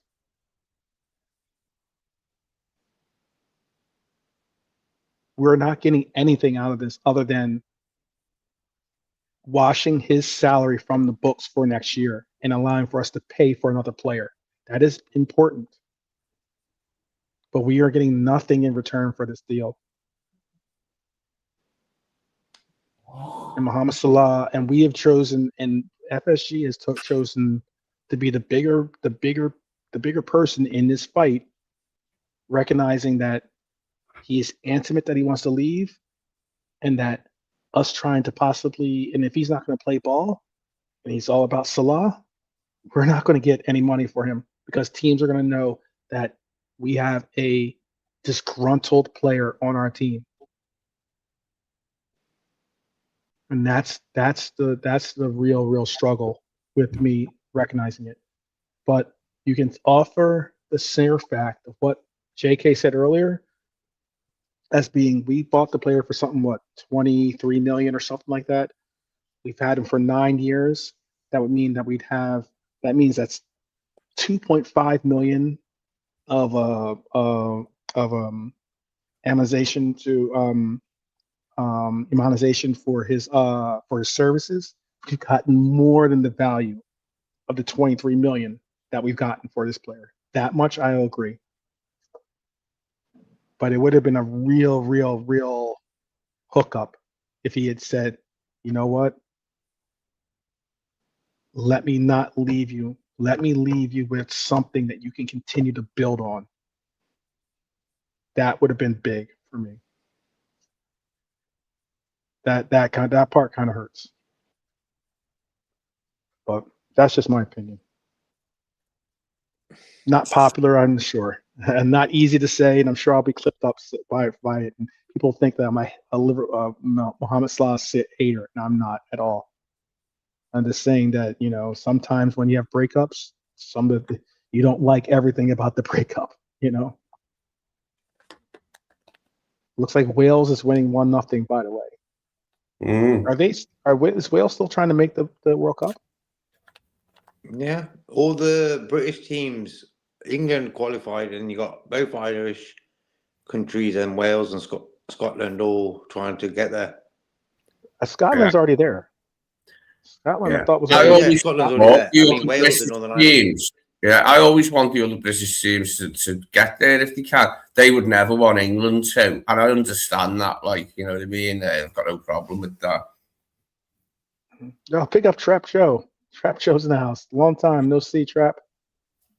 Hello, Trap. Well. Mr. Joe. Mr. Joe. Trap Joe from it's a iconic figure from the series The Wire. Some might know that. Trap Joe, in The Wire, he was brilliant. I like that actor. He's cool, that actor, and he plays a good part. Great role, great character. Great actor too. Good, really good. Well done, well performed actor. But a lot of the performances in The Wire were exceptional. Yeah. Exceptional. I mean, hey, I didn't even know Idris Elba was British until I saw him in another movie. Yeah, it's also a good accent, doesn't it? Yeah. Love you, Phil. Yeah, it was funny. Let's see. I know he's saying, guys, stop giving leeway to the club and FSG. It's ridiculous to keep believing in billionaires, says Trap Joe. A lot of people are really happy to hear about Wales being up. Goal ratio says, my read was Salah signed because he believed he was going to play, whether he was bad or not, and get paid nearly 20 million for it per season. Win-win for Salah, and letting him go on a free is the cherry on top. That's basically what I'm saying too. I agree with the goal ratio. Definitely watch Breaking Bad, Lee. just be prepared. The character called Jesse is annoying, and you want to punch him and stuff like. But like, he is an essential character in it. It's a great series, Breaking Bad. Oh yeah, absolutely. Yeah, Jesse can get on your nerves, but that's Yeah, how and it he is. just it's Yeah, that face whenever the actor is like he's got an annoying face, but he plays it well. no, not for those reasons. I just meant for the fact that he was not for his face. I just meant for the reasons that he was a a residual drug user that sometimes he's coherent with it, and other times he's Now, it's a great loosely performance from loosely Bryan Cranston, isn't fluent. it? As Walter White, consummate batty, but you think he's just like a reasonable man, but like no, you don't push him too far. And all the baddies in it were good, mate. That was one hell of a series. I'm glad it was out for ages before I watched it. I'd heard of it, knew what the premise of the show was, but never caught it. But it was well worth the wait and well worth the watch. Yeah, we had Diaz and Jota, who were more than capable of playing right wing and they did good when they had a chance during AFCON. Salah hijacked right wing, says goal ratio. Wow. That's a nuanced take. I got you on that. See what else? Anything else about what we're saying?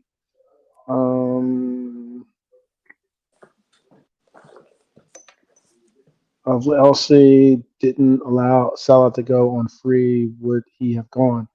I think if I think that if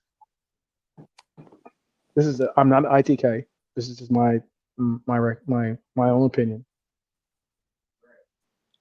If we did not let him go for free, I think that Salah would have made the same stance in the summertime that he made in December of saying either Slot goes or I go. Either Slot takes a knee and and concedes to continue to play him, whether he's good or bad. Yeah, that's the way it would be. But that is what it is. It is what it is. Quickly around the pitch news, real quick before we get to I have a really cool moment of Red Zen for you guys because we're coming up on the 2-hour mark. There was talk about Roberto De Zerbi maybe being a candidate for Liverpool, but there's also been some talk about him moving to another Premier League team. Well, currently it's a Premier League team. We're still waiting to see if they can stay a Premier League team. But apparently he has put a kibosh on the ideas of him becoming Spurs' next head coach. He is not going to go apparently to the Spurs position. Newcastle. This is a very interesting one. I know that people aren't really bullish on Walter, but a year after Newcastle spending 125 million, I think it was, or something in that ballpark, for both Visa and Walter, apparently Newcastle are back in the market for another striker.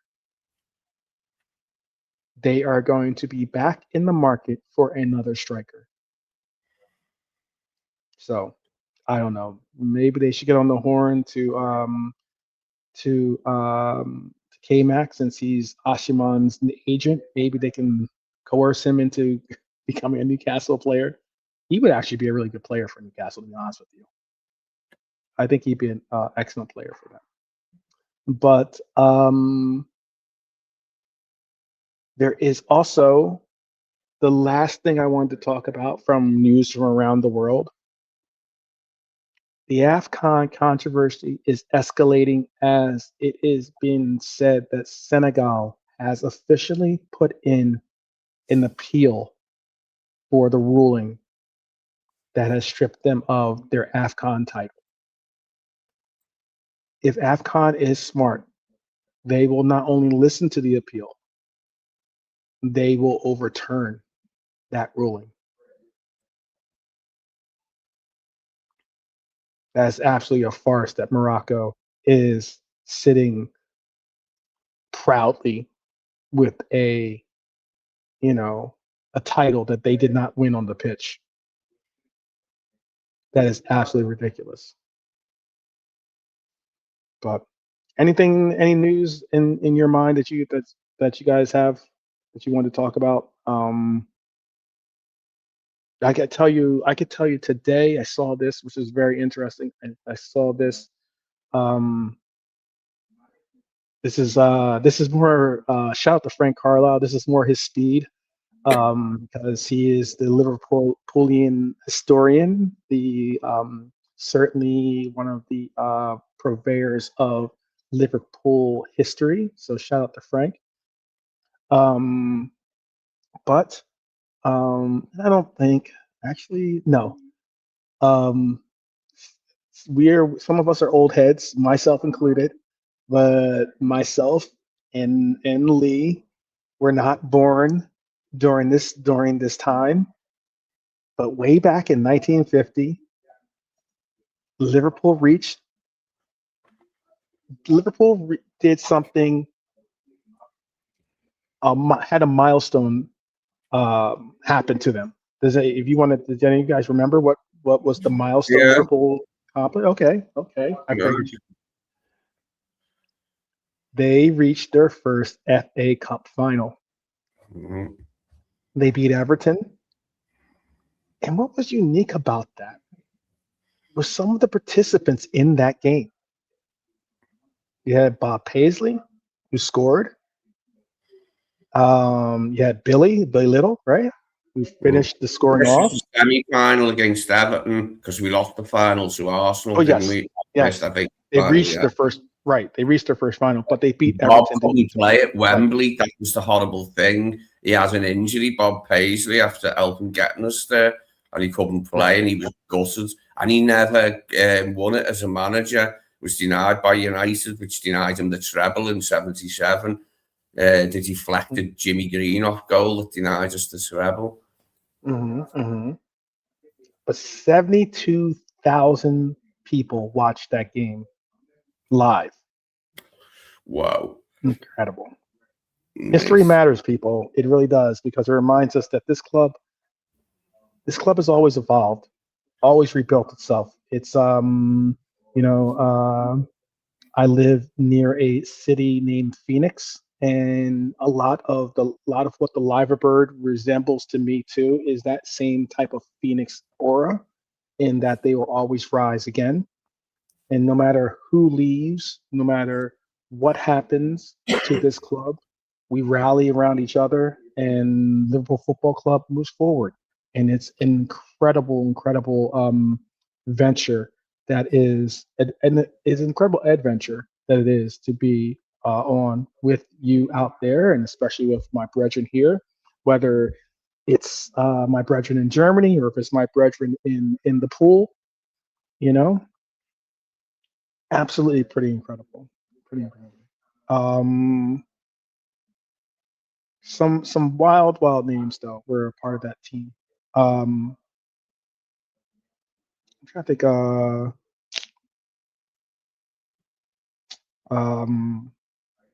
Fagan was a part of that team too, right? I believe.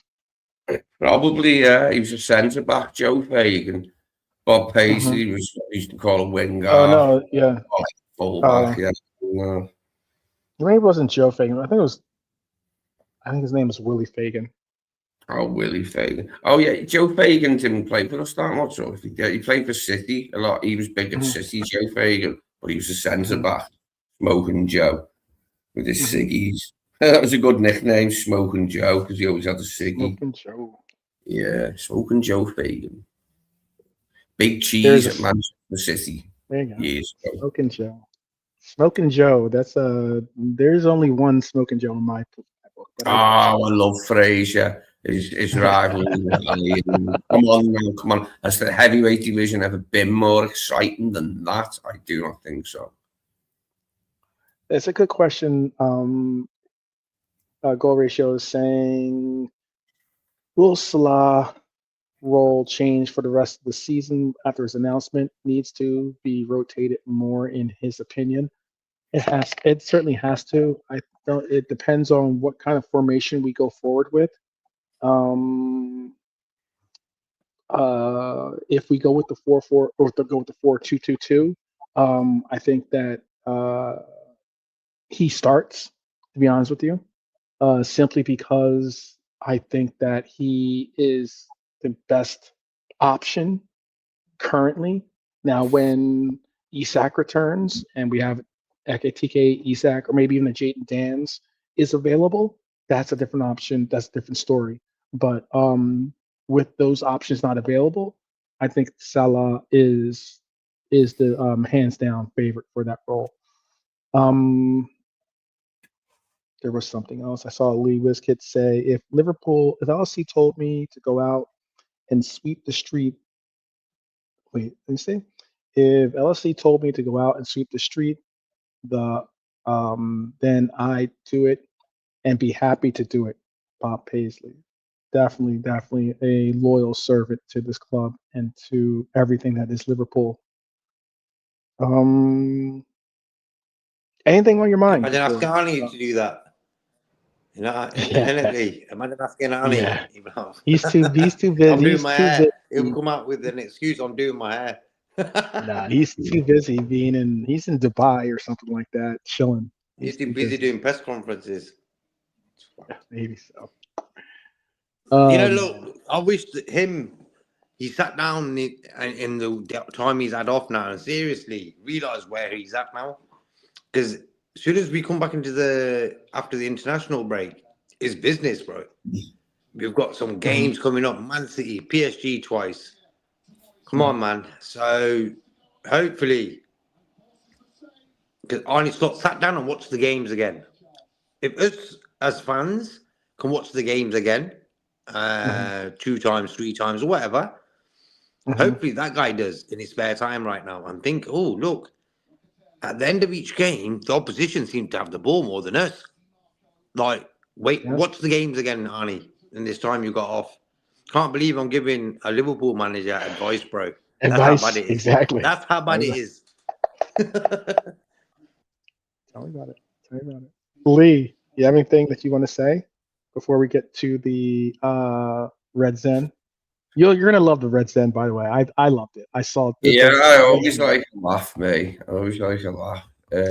Arnie might be looking for a job out there if he's on holiday in Dubai. Like, you know what I mean? He could definitely get a job out there if he wanted one. Like, I'd imagine Brendan's out there, isn't he? Like, we were laughing at the pictures of Brendan on Brian's show last night, weren't we, JK? Dressed up in traditional garb, holding this rifle and that. He's a shameless self-publicist, isn't he, Brendan?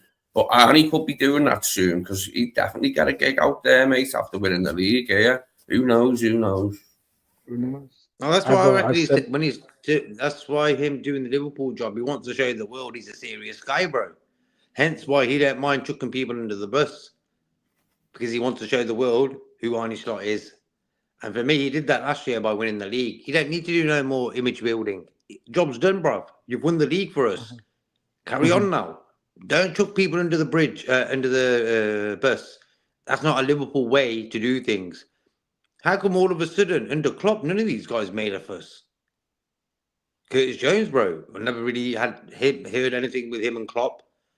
Salah really just that one time against West Ham. Yeah.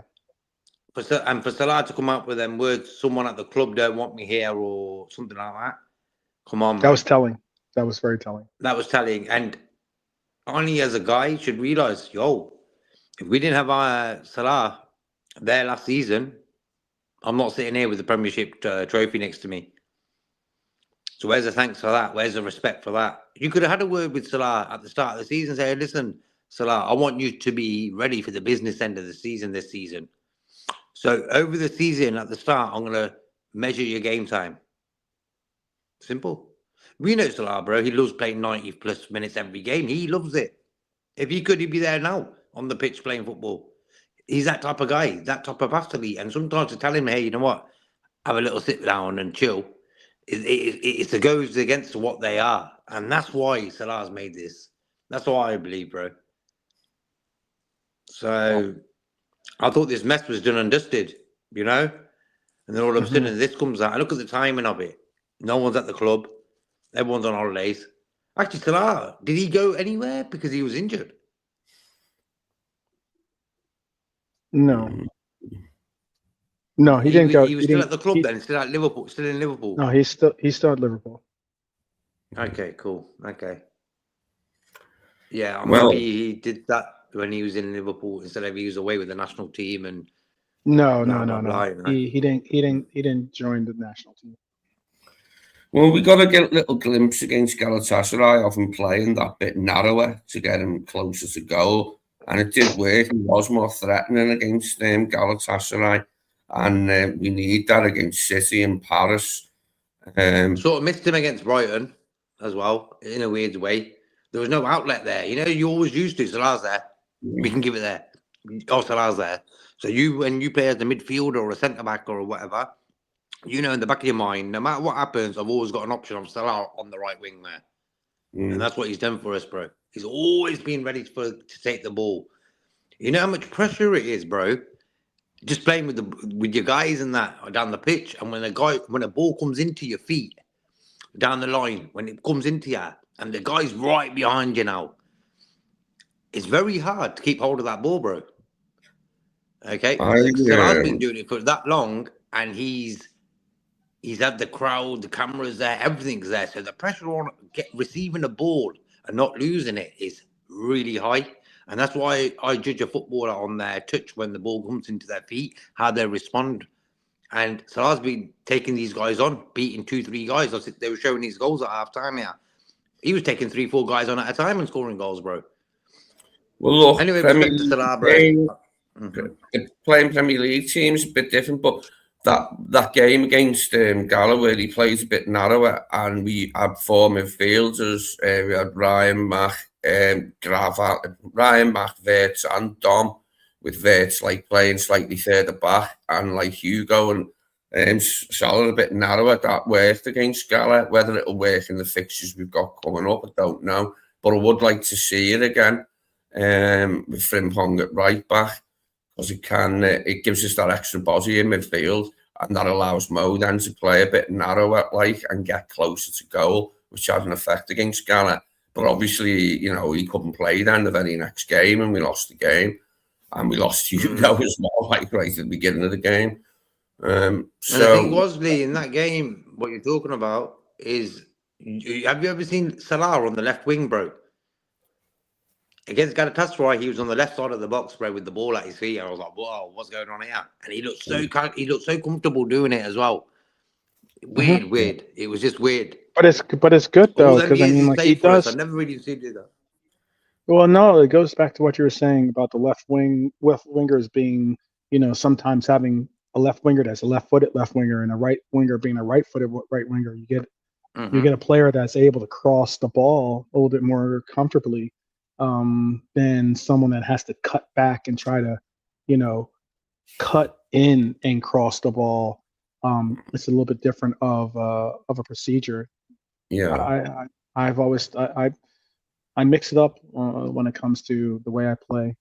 You know, I feel that's our best route towards getting a result in Paris would be to play Wirtz, Szoboszlai, Gambit, and McAllister in midfield, and I can see Kane and Salah a bit narrower, like, you know, and obviously with Frimpong at right back, and then we could trouble them as well as defending them, hopefully, with the 4th midfielder and Wirtz playing deeper. You know what I mean? It'll help us combat that, because they like to keep the ball in midfield. If we can get hold of it, we're going to have to keep the bastard thing and not give it away cheaply. And I think that's the best route towards it. Well, I'm going to say it like this. Let's end on a little kumbaya. Let's end on a little positive. Let's end on a feel-good moment. I saw this and I absolutely loved it. I'm gonna give you your moment of red zen right here. This is at least what I thought was actually really cool. So I'm gonna give it to you this way. Hold on a second. Make sure I have everything ready. Okay. Here is my moment of red zen.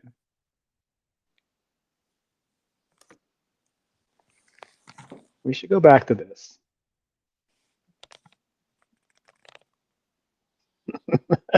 Yeah.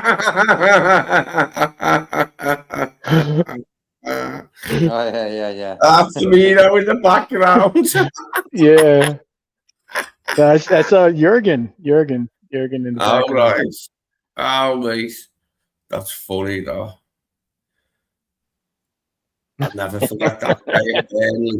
I thought it was Firmino at first, because when they had their spat at Burnley, it was Firmino's and that smiley face coming in the tunnel and glanced towards Sadio stomping off with the cob on. There you have it. If that doesn't make you smile just a little bit, then hey, I don't know what I can do for you. Long lost friends, and rivals. They were in rivalry when they were both playing.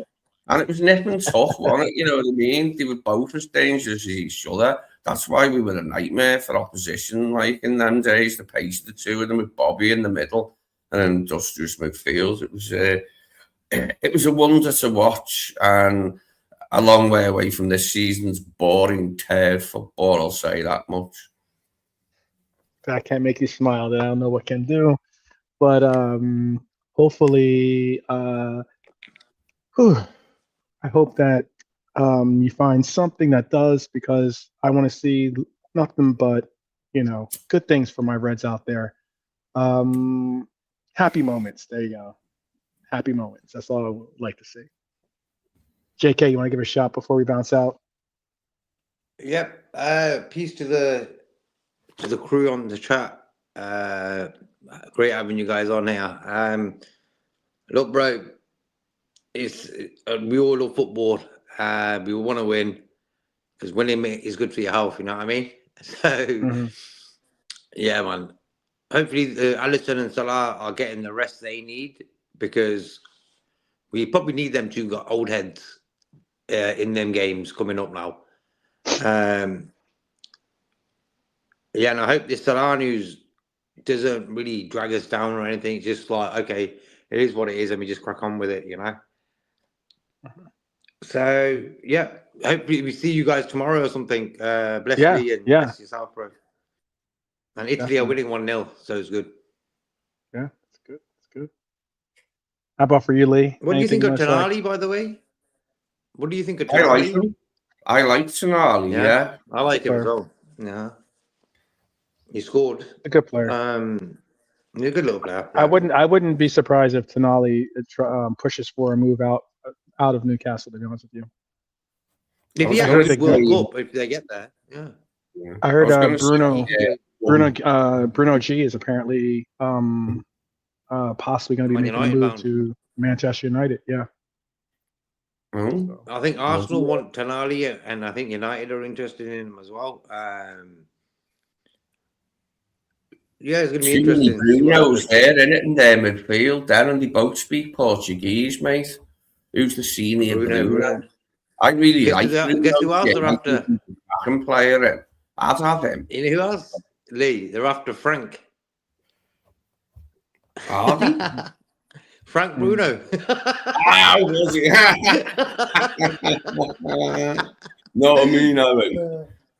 You thought you meant other Frank, innit? Yeah, Frank Bruno, bro. Bruno. Go ahead, Lee. What do you want to say to the people before we bounce out? Yeah, cheers to everyone who's been in chat earlier on and who's still in. Watch this space. We'll see what we find out in the coming days. Yeah. Little bit of international football to take your mind off it if that's your thing. But we'll be back at it soon enough, won't we? In Manchester, mission to Manchester, FA Cup time. It's going to be a hard one, but it's a good game. If we can't raise ourselves for that, then we can't raise ourselves for anything. And it's a good one before Paris, because it gives us a big game against a very, very nifty opponent. To get our minds right. Yeah. Yeah. But we'll see how it goes, eh? Cheers, everyone. Yeah, nice. I'll All right, quickly add, people. I'll do my top 10 of the Oh, Premier your top League. 10. I've No, wrote do it it right now. down. Do it now. Do it right now. Do it right now before I bounce. You reckon, bro? I'm just not 100% happy with it. Okay. But I'll go with all what right. I'll write with Do what I've you gone with. want Yeah? do you want more time to work on it? Do you want more time to work on it? You could bring it up tomorrow. Yeah, because we'll do it tomorrow. All right. I like my list, but I think in order, I've got to put them in order properly. Okay. And there's maybe one player I should put in there as well. So yeah, but I've got 9 of them there. So I'll probably pick my 9 I want. So that's it. Yeah, man. All right. Well, stay tuned for JK's top 10 tomorrow. We'll have an episode for you tomorrow. We'll have an episode for you tomorrow. I have a bunch of things that we can talk about. Again, I'm going to have the Manchester City conversation to go off of. I'll have I have the spreadsheet show to still go over. I have a show about Salah that's going to be just augmented for Salah. I have a show about VVD versus Salah, which was a hot topic for a little while. I also have, basically a lot of different episodes. We're going to also maybe even do a World Cup episode for us as well. At least something talking about what you can expect if you are planning on coming to America or Canada or even Mexico for the games.